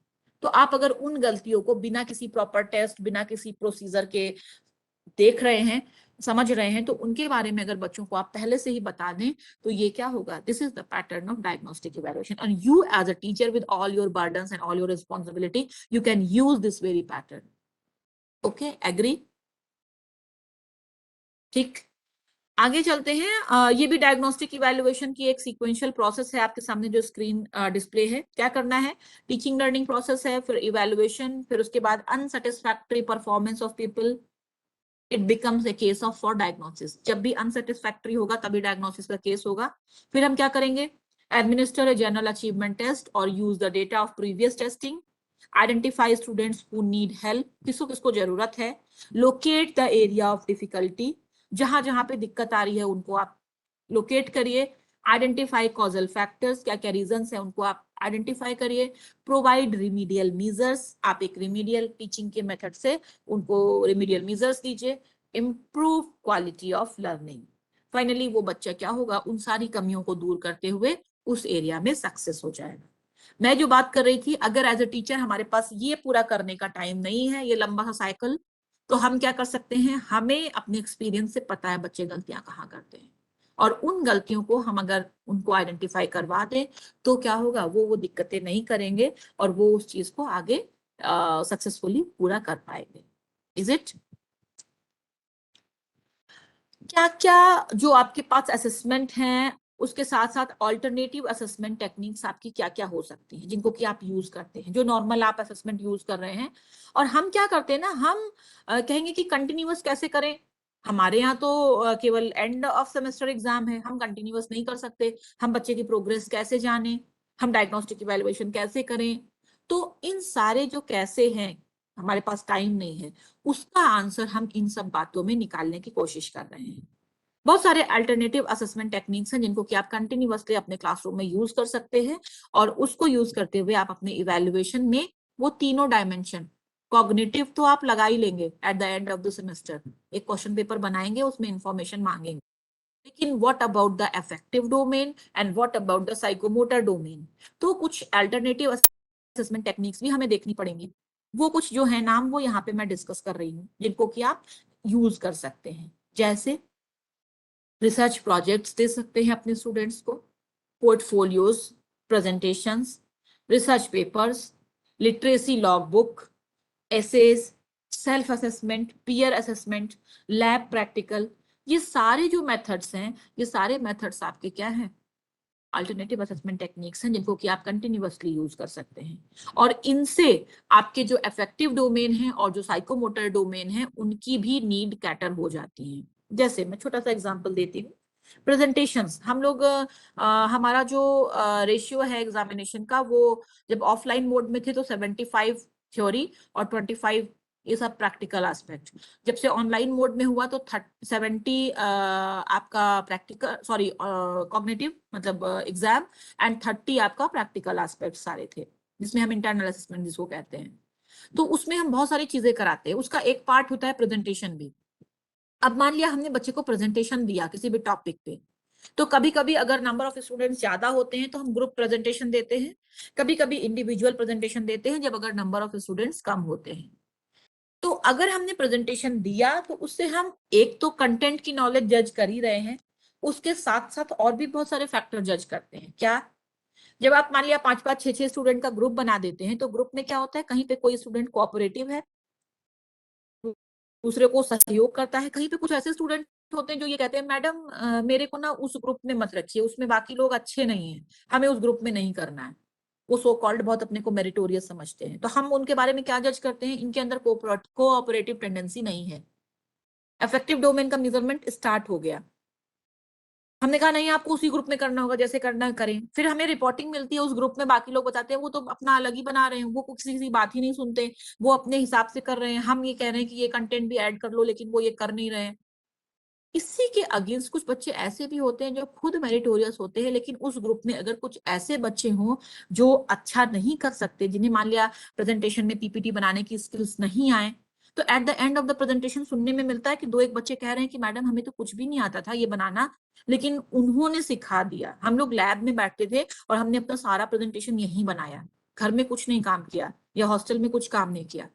तो this is the cooperative behaviour. Team leader हम आइडेंटिफाई कर सकते हैं कि हाँ इसके अंदर लीडरशिप क्वालिटीज हैं। और वो जो अफेक्टिव डोमेन की बात है, जो साइकोमोटर स्किल, प्रेजेंटेशन करना है, हमारे यहाँ पे बहुत सारे बच्चे ऐसे होते हैं जो अपनी रिस्पॉन्सिबिलिटी किसी दूसरे के हैंडल कर रखे हैं। क्या, मेरा प्रेजेंटेशन होना है तो तुम डिस्प्ले कर देना, तुम स्क्रीन शेयर कर देना, हम कहेंगे नेक्स्ट नेक्स्ट नेक्स्ट। तो 2-4 बच्चे ऐसे जो लगभग कई बच्चों का प्रेजेंटेशन करते हैं। तो ये क्या है? ये स्किल है, उन्होंने वो स्किल सीख ली। तो यहाँ पे भी हम उसका इवेल्युएशन कर रहे हैं। और जब हम इवेल्युएशन कर रहे होते हैं तो हमें वो सारी बातें दिमाग में रहती हैं कि वो सबका प्रेजेंटेशन भी वही करेंगे, हो सकता है पीपीटी बनाने में भी मदद वही करते हो, और इवन जो एक कोऑपरेटिव बिहेवियर है वो आपका इफेक्टिव डोमेन का भी मेजरमेंट करता है। तो ये जो डिस्कशन मैं आप सबसे कर रही हूँ वो मैं इसलिए कर रही हूँ कि हमें ये लगेगा ना, सबसे पहले हम ये कब करें, कैसे करें। अभी भी बहुत सारी क्वेरी आई होंगी क्योंकि अभी लोगों के दिमाग में हो रहा होगा कि मैडम आप तो यूनिवर्सिटी में हैं तो वहां पे कम बच्चे होते हैं, हम लोग कॉलेजेस में हैं और हम रिजल्ट्स में कम्युनिकेट नहीं करते, हम वो एक पेपर भी हम नहीं बनाते, पेपर एक बन जाता है कहीं से आ जाता है। अगर ये सारे कुछ दिमाग में अगर आप लोगों के आ रहा है और उसका सॉल्यूशन नहीं आ रहा है, क्योंकि ये मैं आपके क्वेश्चंस जो हैं वो मैं यहाँ से पुटअप कर रही हूँ, क्योंकि कि अगर आप सामने बैठे होते तो शायद मुझे इतना कुछ बोलने भी नहीं देते और ये सारे क्वेश्चन पुटअप कर देते। लेकिन इनका भी आंसर है, आपको ढूंढने की जरूरत है कि आप कैसे करेंगे। बस करना ये है कि एज अ टीचर आपको उसको इफेक्टिव डोमेन और कोग्निटिव डोमेन को भी इंक्लूड करना है for the purpose of evaluation. केवल और केवल हम साइकोमोटर डोमेन कोग्निटिव डोमेन तक ही सीमित ना रह जाए। बहुत सारी चीजें हैं, ये ऑल्टरनेटिव मेजर्स हैं जो कि आप यूज कर सकते हैं। अब बात करनी है कि जो प्रोसेस है एजुकेशनल इवैल्यूएशन की वो कैसे होती है। तो सबसे पहले आप क्या करते हैं, ऑब्जेक्टिव्स बनाते हैं, इंस्ट्रक्शनल ऑब्जेक्टिव्स जिनको बोलते हैं। इंस्ट्रक्शनल ऑब्जेक्टिव्स वही हैं जो मैंने कहा कि आप 3 डायमेंशन में बना लीजिए। कॉग्निटिव में क्या क्या चाहते हैं, अफेक्टिव में क्या क्या चाहते हैं, कौन कौन सी वैल्यूज इनकलकेट करना चाहते हैं, और कोग्निटिव या साइकोमोटर डोमेन में क्या क्या चाहते हैं, कौन कौन सी स्किल्स इनकलकेट करना चाहते हैं। आप पहले से तय कर लिया, उसके हिसाब से टीचिंग लर्निंग करी। सेकेंड स्टेप लिखा हुआ है प्रोवाइडिंग लर्निंग एक्सपीरियंसेस, और उन्हीं लर्निंग एक्सपीरियंसेस को प्रोवाइड करने के बाद आप उन्हीं बिहेवियरल चेंज के लिए इवैल्यूएशन करिए। कभी कभी क्या होता है, यहाँ पे मैं ये बात इसलिए रखती हूँ, जब आप क्वेश्चन पेपर बनाएं तो जो आप क्लासरूम में टीचिंग करते हैं कभी कभी क्वेश्चन पेपर में वो नहीं होता। क्यों? क्योंकि question paper at the end बनाएंगे और जिस दिन नोटिस आ जाएगी कि नहीं अभी बना के पूरा करना है तभी बना के दे देंगे फटाफट 1 घंटे में। नहीं, आपको क्वेश्चन पेपर जो आपने क्लासरूम में इंटरेक्ट किया उसके हिसाब से बनाना चाहिए, क्योंकि हर एक क्लास में आपका एक डिफरेंट इंटरेक्शन होता है। जैसे मैं एक छोटा सी बात आपको बताती हूँ, मैडम आपकी हमसे क्वेश्चंस मांगती हैं, MCQ question after completion of lecture. तो लेक्चर तो सेम है, टॉपिक सेम है, इंडक्शन प्रोग्राम के लिए ऑलमोस्ट सेम ही लेक्चर होता है, पावर पॉइंट प्रेजेंटेशन भी लगभग सेम होते हैं, थोड़ा थोड़ा सा चेंज करते हैं, लेकिन क्वेश्चंस वेरी हो जाते हैं। क्यों? क्योंकि जब हम इंटरेक्ट कर रहे होते हैं तो भले ये स्लाइड, जैसे अभी हमारा इंटरेक्शन बिल्कुल जीरो है, एंड सॉरी कि मुझे ना बिल्कुल अच्छा भी नहीं लग रहा है कि आप क्वेश्चंस नहीं पूछते, इंटरेक्शन नहीं कर रहे, लेकिन कुछ ना कुछ कॉन्स्ट्रेंट्स हैं जिनको लेकर के हमें चलना पड़ेगा। अगर कहीं ये जो लाइव वाली क्लास होती है तो इस स्लाइड पे मैं क्या बोलूंगी ये सामने वाले डिसाइड करते हैं, या किस स्लाइड पे कितना टाइम लग जाएगा ये सामने बैठी ऑडियंस डिसाइड करती है। तो उस हिसाब से आपका लेक्चर उस डायरेक्शन में चला जाता है। तो आपके जो क्वेश्चंस भी होते हैं वो वैसे ही होते हैं जिस हिसाब से आपका क्लासरूम में डिस्कशन होता है। तो इसलिए ये चेंज हो जाते हैं। और यही मैं कह रही हूँ कि जब आपने जो इंस्ट्रक्शनल ऑब्जेक्टिव्स बनाए हैं, जिस हिसाब से आपने पढ़ाया है, उस क्लास में क्या डिस्कशन हुए, कौन कौन सी क्वेरीज आई थी, तो क्वेश्चंस भी आप तुरंत बना लीजिए। जैसे हमारे यहाँ पे 35 एमसीक्यू क्वेश्चंस बनाने होते हैं। तो एमसीक्यू क्वेश्चंस के लिए गाइडलाइन ये है कि कहीं से आप कॉपी पेस्ट भी नहीं करेंगे, वो नहीं लगाएंगे, प्रीवियस टाइम जो यूज किए वो नहीं लगाएंगे, क्योंकि अब तो 4 बार बन चुके ना, कोरोना काल में पूरे सब ऑनलाइन एग्जाम हो रहा है। तो हम क्या करते हैं, हमारा जिस दिन क्लासरूम होता है, जो भी डिस्कशन होता है, तुरंत आके 1-2 क्वेश्चन बना लेते हैं दिमाग में, क्योंकि वो चीजें रहती हैं, उसी हिसाब से क्वेश्चन बनाते हैं। तो उससे 2 बातें होती है, एक तो आपके डिफरेंट क्वेश्चन हो जाते हैं, प्लस जो स्टूडेंट्स क्लासरूम में एक्टिवली परफॉर्म कर रहे हैं उनको वो डिस्कशन उन्होंने सुना है। वैसे स्टूडेंट जो बिल्कुल अटेंड नहीं करते उनको वो भी डीमोटिवेट होते हैं या वो चीजें नहीं कर पाते हैं। तो हमें question paper according to instruction objectives जिनको ध्यान में रखते हुए हमने पढ़ाया है उस हिसाब से भी बनाना चाहिए। अभी अगले सेशन में हम क्वेश्चन पेपर कैसे बनाया जाता है उस पर डिस्कस करेंगे, लेकिन यहाँ पे केवल इतनी सी बात ध्यान रखिएगा, जो पॉइंट्स आपने स्टार्टिंग में लेके चले थे, जिन इंस्ट्रक्शनल ऑब्जेक्टिव्स के साथ आप क्लासरूम में गए, आप जिन चीजों को कंप्लीट कराना चाहते थे, जो बिहेवियरल मॉडिफिकेशन चाहते थे स्टूडेंट्स ने, उनके हिसाब से आपने लर्निंग एक्सपीरियंस प्रोवाइड करें और इवैल्यूएशन भी उसी बेसिस पे होना चाहिए, किसी दूसरे पैटर्न का इवैल्यूएशन नहीं होना चाहिए। अगर हम 5 स्टेप साइकिल ऑफ इवैल्यूएशन की बात करें तो क्या है, सबसे पहले आपने क्या किया, एनालिसिस किया, गोल सेटिंग करे, प्लान करे, डेवलपमेंट किया, उसके बाद उस प्लान को आपने इम्प्लीमेंट कर दिया। इम्प्लीमेंट करने के बाद आपके क्या है, फॉर्मेटिव असेसमेंट, इवैल्यूएशन या समेटिव असेसमेंट उसके बाद हुआ, और उसके बाद आपने क्या देखा, उसके लिए सेल्फ असेसमेंट किया कि हाँ जो हमने काम कंप्लीट किया था, जो प्लान बनाया था, जो गोल बनाए थे, जिसको हम इम्प्लीमेंट कर रहे हैं, क्या वो ठीक है या नहीं, क्या बच्चे उसमें सक्सेसफुली अचीव कर पाए हैं या नहीं।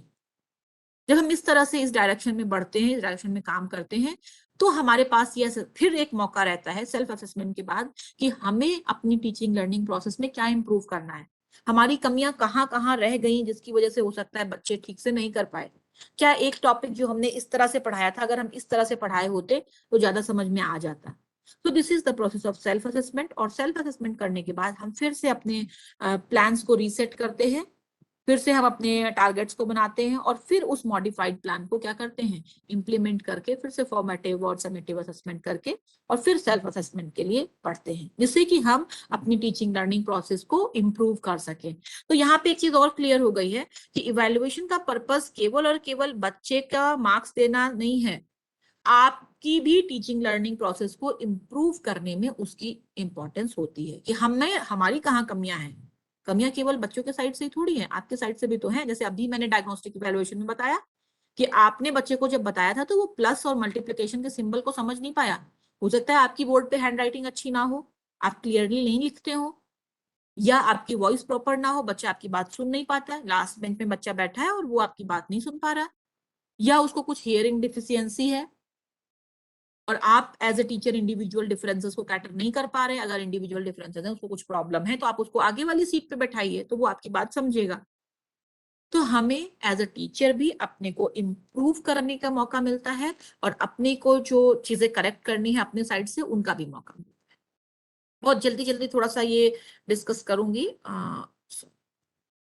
क्योंकि टाइम हमारे पास कम है, मटेरियल ज्यादा है। हमारे पास 15 मिनट करीब बचे हुए हैं, ठीक है। टूल फॉर एजुकेशनल इवैल्यूएशन हम क्या क्या यूज करें जिससे कि हमारा इन तीनों डायमेंशन में इवैल्यूएशन हो, और अगर तीनों डायमेंशन में इवैल्यूएशन होगा तभी वो एक अच्छा इवैल्यूएशन कहलाएगा। ऑब्जर्वेशन कर सकते हैं आप, ऑब्जर्वेशन कई बार पार्टिसिपेटिव ऑब्जर्वेशन भी हो सकता है या नॉन पार्टिसिपेटिव ऑब्जर्वेशन हो सकता है। इंटरव्यू कर सकते हैं, क्वेश्चनायर्स दे सकते हैं, चेकलिस्ट दे सकते हैं, रेटिंग स्केल्स दे सकते हैं, पीपल्स प्रोडक्ट के बेसिस पे आप इवैल्यूएशन कर सकते हैं, क्यूमुलेटिव रिकॉर्ड्स के बेसिस पे कर सकते हैं इवैल्यूएशन। एग्जामिनेशन टेक्निक्स, ये जो लास्ट वाला है ये हम हमेशा यूज करते हैं, तो इसको भी क्या करते हैं, हम यूज करते हैं। कौन कौन सी टेक्निक्स हैं और उसके लिए हम कौन कौन से टूल यूज करते हैं बेसिकली। अगर आपको टेस्टिंग टेक्निक यूज करनी है तो test like unit test, term test, annual test, diagnostic test, question paper.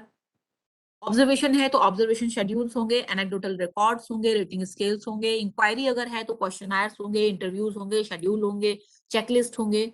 अगर एनालिसिस है तो proforma analysis, sheet score card, ये सारी चीजें हम कर सकते हैं। अब जो दो इंपॉर्टेंट चीज हमें डिस्कस करनी है वो ये करनी है कि जो बेसिकली हमारी टेस्टिंग है वो कौन सी है। Screen,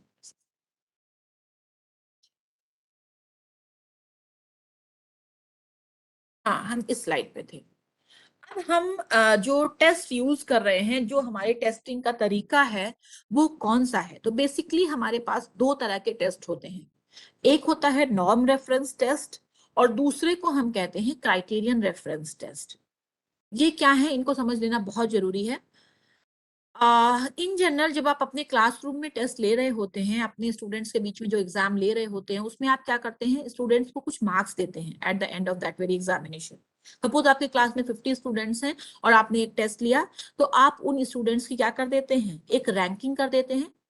student number 1, student number 2, first, second, third, fourth, fifth, कोई दो ऐसे हो सकते हैं जिनका सेम रैंक हो, और आप एक पूरी रैंकिंग कर देते हैं स्टूडेंट्स की कि ये फर्स्ट आए, ये सेकंड आए, ये थर्ड, फोर्थ, फिफ्थ, पूरा का पूरा एक रैंक करते हैं।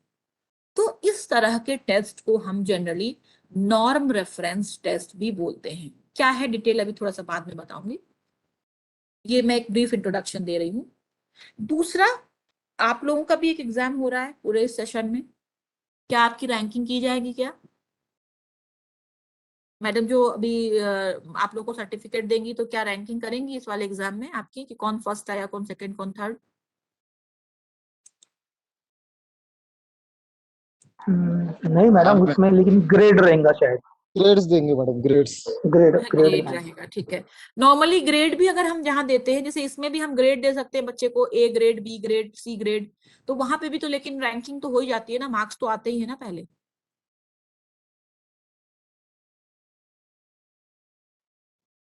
तो क्या मैडम आपकी भी रैंकिंग करने वाली है क्या? मार्क्स तो आएंगे ही, तो उसके बेसिस पे क्या आपके मार्क्स आएंगे टोटल में, क्या लगता है? अभी कुछ लोग यस मैडम, यस आएंगे। आएंगे मार्क्स, लेकिन फिर भी ग्रेडिंग यस। करेंगी। आप लोगों के लिए जो मैडम यूज कर रही हैं वो आपका जो टेस्ट है that is criterion reference test. जो अभी आप अपने क्लासरूम में करते हैं वो नॉर्म रेफरेंस टेस्ट होता है, जिसमें कि आप एक हायरार्की बना देते हैं बच्चों की, और उस हायरार्की में भले आप ग्रेड भी कर सकते हैं। जैसे ग्रेड क्या है, मान लिया कोई भी बच्चा है 91 से लेके 100 के बीच में स्कोर किया है, तो उसको आपने ग्रेड ए दे दिया। रैंकिंग भी कर देंगे, उसमें क्या है, जो 99 लाया वो फर्स्ट है, फिर 97 सेकेंड, 95 थर्ड, लेकिन उनका एक फाइनल ग्रेड भी है, ग्रेड ए, वो सारे के सारे ग्रेड ए में है। ये जो क्राइटेरिया है ये नॉर्म रेफरेंस टेस्टिंग है। यहाँ पे बच्चों में आपस में कंपटीशन है, उसको नहीं बताएंगे, नहीं तो एक नंबर मेरा कम हो जाएगा, उसकी कोई मदद नहीं करेंगे, हो सके तो eight the time of examination उसकी कॉपी चुरा लेंगे, उसको पढ़ने नहीं देंगे, और उसके कमरे में जैसे 3 इडियट में था कुछ मटेरियल ऐसा डाल आएंगे कि वो उसको पढ़ने में लग जाए, कोर्स ना पढ़े और उसके नंबर कम आ जाए, because competition is here. Criterion reference test में जैसे आपका जो टेस्ट हो रहा है वो क्राइटेरियन रेफरेंस टेस्ट है। कैसे? मैडम ने आपके लिए कुछ गाइडलाइन बनाई है। जैसे मान लिया 5 चीजें हैं जो पूरे वर्कशॉप में, पूरे इस इंडक्शन प्रोग्राम में आपको पूरी करनी है। क्या? आपको एक तो अटेंडेंस प्रॉपरली रखनी है, फिर आपको क्या करना है, इंटरेक्शन करना है, फिर आपको एक एग्जाम देना है एमसीक्यू टाइप का, फिर आपको एक बुक रिव्यू करना है, एक वेबिनार करनी है, एक प्रेजेंटेशन देना है। बहुत सारी चीजें होंगी जो मैडम ने आपको बताई होंगी कि क्या क्या करना है, और आप सब लोग डे 1 से उसी में लगे होंगे। टाइमली हम क्यों ज्वाइन कर लेते हैं? क्योंकि अटेंडेंस जरूरी है, मार्किंग हो रही है उससे। इंटरैक्शन क्यों जरूरी? मैडम ने कहा है कि इंटरैक्शन करना वो भी आपका क्या है, पार्ट है इवैल्यूएशन का। अब मान लिया इसमें वो जो 5 चीजें करनी है, कोई एक स्टूडेंट है जिसने कि वो 5 चीजें कंप्लीट कर ली बड़े अच्छे से, अब उसके लिए ग्रेड ए पक्का हो गया, क्योंकि उसने क्या कर ली, वो 5 चीजें कर ली। अब मान लिया 5 में से जो चीजें 4 चीजें कोई कर पाया, तो उसके लिए क्या होगा, ग्रेड बी है, तो एक चीज नहीं कर पाया। फिर किसी ने अगर 3 चीजें करी तो ग्रेड सी है। इस तरह से क्या है, अगर जो जो काम आप नहीं कर पाए उस हिसाब से आपका क्या होगा, ग्रेड कम होते जाएंगे। यहाँ पे लेकिन एक प्रॉब्लम ये नहीं है कि जैसे मान लिया सभी ने वो 5 काम पूरे कर लिए तो सबको ग्रेड ए मिल जाएगा, और किसी की ग्रेडिंग किसी दूसरे की ग्रेडिंग को अफेक्ट नहीं कर रही, क्योंकि यहाँ पे नंबर नहीं आ रहे हैं। यहाँ पे जो बात की जा रही है वो ये की जा रही है, जो आपको 5 या जो 10 टास्क दिए गए थे, उन 10 टास्क में से आपने कितने पूरे कर लिए। अगर आपने 10 में से 10 कर लिए then you are eligible for grade A, 10 में से 7 करे देन बी, 10 में से 5 करे देन सी, और कम कर पाए तो डी। अब मान लिया कोई एक ऐसा है जो 9 टास्क कर पाया, एक टास्क वो नहीं कर पाया किसी भी कारण से, हो सकता है उसकी कनेक्टिविटी उस दिन ना रही हो, जिस दिन बताया गया कोई दिक्कत आ गई, तो कोई अगर दूसरा उसको हेल्प कर दे उस टास्क को पूरा करने के लिए, तो वो बी ग्रेड से ए ग्रेड की तरफ स्विच ओवर हो जाएगा। लेकिन जिसने हेल्प करी उसके ए ग्रेड पे कोई आंच नहीं आएगी, क्योंकि उसके कोई मार्क्स नहीं घटने बढ़ने हैं। तो यहाँ पे एक कंपटीशन ना होके एक कोऑपरेटिव इन्वायरमेंट है।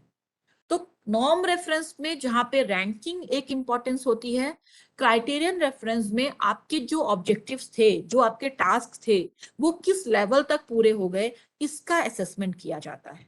तो अब क्या लगता है कौन सा टेस्ट सही है? कंपटीशन जहां होता है, तो कंपटीशन में आपको पता है ना वही सारी घटनाएं होती हैं कि अरे उसका तो कल को तो कहो ये हो जाए कि एक बच्चा ऐसा है जो लगातार टॉप कर रहा है क्लास में, दूसरा हर बार उससे 1 नंबर पीछे हो जा रहा है, तो वो सॉल्यूशन निकाले कि अब तो देखो हमने 5-6 बार ट्राई कर लिया मेहनत करके, अगर इसका मर्डर कर दें तो अच्छा रहेगा, फिर हम टॉपर हो जाएंगे। हो सकता है, वो दिन दूर नहीं है।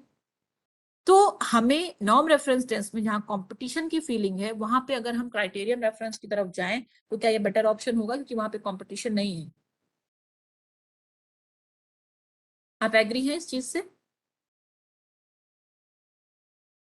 कुछ कुछ आप लोग बोलते रहिए तो मुझे ये लगे ना कि एटलीस्ट मैं जो कम्युनिकेट कर रही हूँ वो पहुंच रहा है, नहीं तो इसमें तो ये भी डाउटफुल हो जाता है कि क्या आवाज जा रही है या नहीं।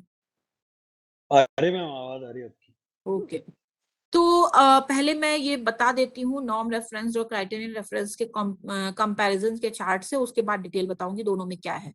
Norm reference, it ensures A competitive classroom atmosphere. Criterion reference क्या है? Allows for a cooperative classroom atmosphere. मेरी बात समझ में आ गई होगी, यही मैं अभी डिस्कस कर रही थी। Assumes a standard normal distribution, ये भी बताऊंगी क्या है।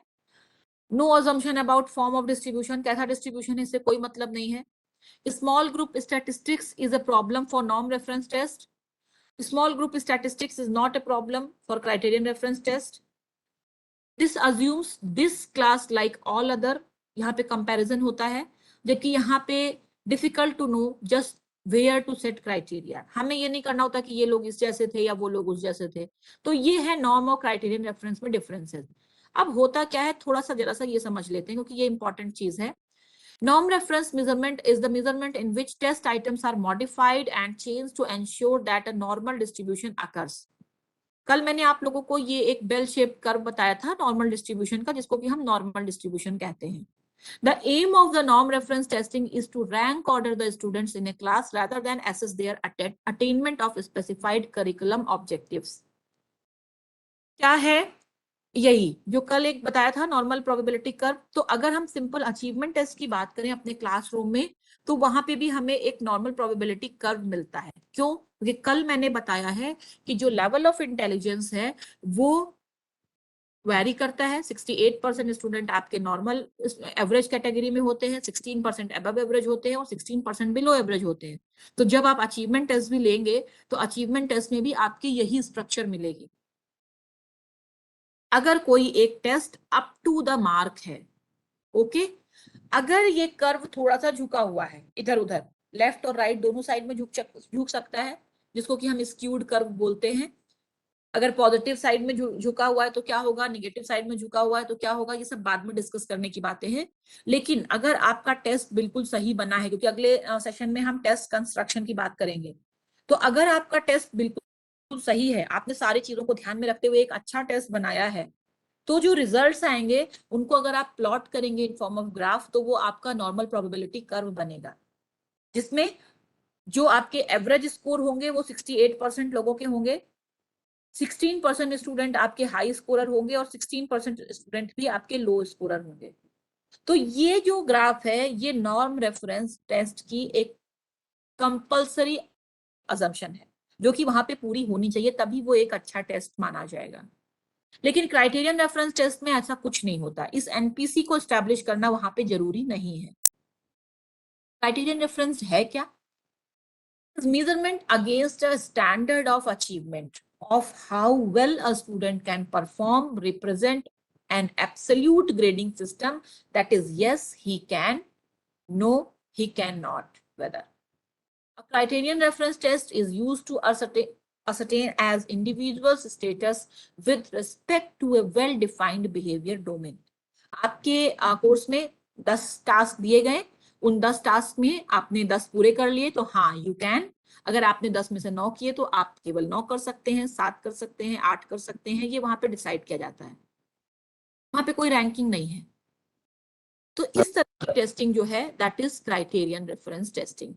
इसमें किसी भी स्टैटिस्टिक्स कर्व की जरूरत नहीं होती स्टैब्लिश करने की। इसमें जो मेन फोकस होता है वो इंस्ट्रक्शनल ऑब्जेक्टिव्स पे होता है, कि वो जो इंस्ट्रक्शनल ऑब्जेक्टिव्स हैं एंड इंस्ट्रक्शन ऑब्जेक्टिव्स जो भी हो, and expected post instruction learning outcome, आप इंस्ट्रक्शन के बाद क्या चाहते हैं जो बच्चा पूरा कर पाए, and intended level of student performance. यहाँ पे एक इंटेंडेड लेवल हमने सेट कर लिया। जैसे आप सेमिनार देते हैं तो सेमिनार में मान लिया हमने आपको 5 मिनट दिया प्रेजेंटेशन के लिए, तो हमने वहां पे तय कर लिया है कि 5 मिनट में कोई भी इंडिविजुअल कितना बोलेगा जिसको कि हम एक्सेप्ट करें। ये नहीं कि 5 मिनट एक स्क्रीन डिस्प्ले करके खड़े हो गए, बोल नहीं रहे हैं कुछ भी, मैडम प्रेजेंटेशन हो गया, नहीं। हमने जो अपना एक मिनिमम स्टूडेंट का परफॉर्मेंस लेवल जिसको कि हम एक्सेप्ट करेंगे, उसमें कुछ गाइडलाइन तय कर रखी है, कुछ तो बोलोगे कुछ तो बताओगे। कोई एक है जो 5 मिनट में बहुत अच्छा प्रेजेंटेशन दे रहा है, तो उसने भी प्रेजेंटेशन दिया, लेकिन हमारा जो मिनिमम स्टैंडर्ड है, जो हमारा इंटेंडेड लेवल है, जो हमारा एक्सेप्टेबल लेवल है, वो हमने तय कर रखा है। मान लिया बहुत अच्छा कोई नहीं भी दे रहा है, लेकिन अगर अप टू द मार्क है तो हम उसको कहेंगे कि हाँ नाउ इट्स ओके, इनका प्रेजेंटेशन वाला टास्क पूरा हो गया। लेकिन क्या सब लोग एक जैसा प्रेजेंटेशन देंगे? बिल्कुल नहीं। लेकिन वहां पे इंडिविजुअल डिफरेंसेस है, उनको हमने समझा, उस हिसाब से हमने वहां पे क्या करा, उनके उस टास्क को पूरा करने के हिसाब से उनमें मार्किंग कर दी। So, an intended level of student performance and an acceptable level of learners achievement, both are very important to set the criterion reference testing. And what is the desired standard for product of performance? आप कितना level चाहते हैं कि वहां पे आप उसको वो ग्रेड दे देंगे? ये डिफरेंस मैं पहले भी डिस्कस कर सकी हूँ। नॉर्म रेफरेंस में अगर हम इस तरह से ग्रेडिंग करते हैं, तो मान लिया लेटर हम यूज कर रहे हैं, तो ये ध्यान रखिएगा नॉर्म रेफरेंस में भी ग्रेडिंग होती है। अभी मैंने बताया था, कोई आंसर कर रहा था तो वो गलत था। क्राइटेरियन रेफरेंस में भी ग्रेडिंग होती है, बस नॉर्म रेफरेंस में जो ग्रेडिंग है वो नॉर्मल प्रोबेबिलिटी कर्व को फॉलो करते हुए होती है, जबकि क्राइटेरियन रेफरेंस की ग्रेडिंग जो आपके इंस्ट्रक्शन ऑब्जेक्टिव्स हैं उनमें कितना अचीव किया है उसको फॉलो करते हुए होती है। कैसे? नॉर्म रेफरेंस में जैसे हमने ग्रेड लेटर किया ABCDE, तो ये क्या बताएगा? ए ग्रेड में 7% केसेस हैं। मैंने बताया था जो अबव एवरेज होंगे 16%, वही आपका ए ग्रेड लाएंगे ना, जो ज्यादा स्कोर करेंगे। तो देखो नंबर ऑफ केसेस 7%। फिर बी, सी और डी, इनमें आपको सबसे ज्यादा केसेस दिख रहे हैं 24%, 38%, 24%। Why? Because majority of students, approximately 68%, are of average intelligence level and they are going to score average on any achievement test. तो ज्यादा से ज्यादा आपको कहाँ मिलेंगे? इस एरिया में मिलेंगे जो बी, सी और डी स्कोर करते हैं। बहुत कम भी स्कोर करने वाले कम ही होंगे। जैसे स्कोर ई है तो वो क्या होंगे? कल मैंने आपको वो जो डायग्राम दिखाया था एनपीसी का, उसमें ये -3 सिग्मा से +3 सिग्मा बताया था। कोई भी एनपीसी का जो ग्राफ होता है उसको हम 6 सिग्मा में डिवाइड कर देते हैं, 6 सिग्मा के एरिया में। तो ये जो मीन है बीच में दिख रहा है, मीन से जो पॉजिटिव साइड में सिग्मा है वो हाई स्कोर की तरफ बढ़ रहे हैं, और जो निगेटिव साइड में सिग्मा है वो लो स्कोर की तरफ बढ़ रहे हैं। तो वही जो सिग्मा की वैल्यू है उसको हमने इसमें डिस्प्ले किया है। कहां से? अगर हम ए ग्रेड के लिए देखें तो 1.5 सिग्मा इनफाइनाइट। ये जो कर्व है आप इसको देख लीजिए, ये जो एंड है उनको टच नहीं कर रहा है, और कुछ केसेस बचे हुए हैं जो कि अभी भी हमारे टोटल में नहीं है। 99.73 है टोटल कर्व में। ओके, अब 99.73 के लिए ही ये टच नहीं कर रहा है, तो इनफाइनाइट इसलिए हम यूज करते हैं। कोई शायद क्वेरी आई है किसी की? Just which is the most appropriate application of a criterion reference test? Sir मैं आपका क्वेश्चन एग्जैक्टली समझ नहीं पा रही हूँ।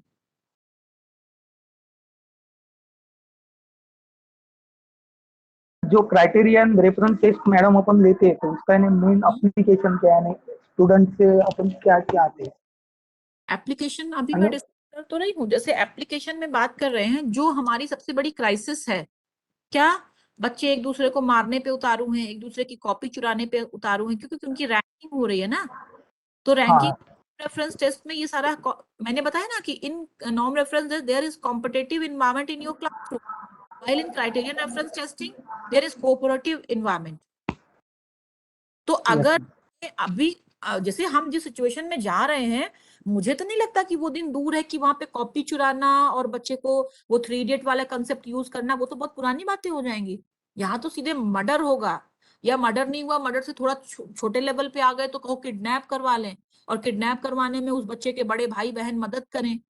ठीक है, वो तुम्हारी रैंक को डिस्टर्ब कर रहा है 5-6 बार से, कोई बात नहीं, तुमने 5-6 बार अटेम्प्ट किया, ठीक है, अब की बार हम लोग उसको किडनैप कर लेते, एग्जामिनेशन में नहीं जाने देते, रोक लेते हैं, उसकी गाड़ी खराब कर देते या उसको कहीं रोक लेते। कुछ भी हो सकता है ना, जिस हिसाब से अपनी सोसाइटी जा रही। जब मर्डर कर रहे हैं बच्चे एक दूसरे बच्चे का टू अवॉइड द एग्जामिनेशन, तो रैंक लेने के लिए कुछ भी कर सकते हैं। तो हमें ये इसलिए सोचना है कि अगर हम नॉर्म रेफरेंस को खत्म करके धीरे से क्राइटेरियन रेफरेंस की तरफ चले जाएं, तो इवेल्युएशन वहां पे भी हो जाएगा, सारे काम पूरे हो जाएंगे, लेकिन वो कोऑपरेटिव एनवायरनमेंट में होगा, ना कि कॉम्पिटिटिव एनवायरनमेंट। और मुझे एक चीज आप लोग Okay. जैसे मान लिया हमने क्लास फर्स्ट से लेकर 12th तक होता है, क्लास 7th में उसकी क्या रैंक थी, क्या वो उसके फ्यूचर को डिसाइड करती है? क्लास 5th में उसकी क्या रैंक थी, या आप अभी कभी अगर कुछ लोग रैंक होल्डर रहे होंगे तो क्या आज वो रैंक आपके काम आ रही है?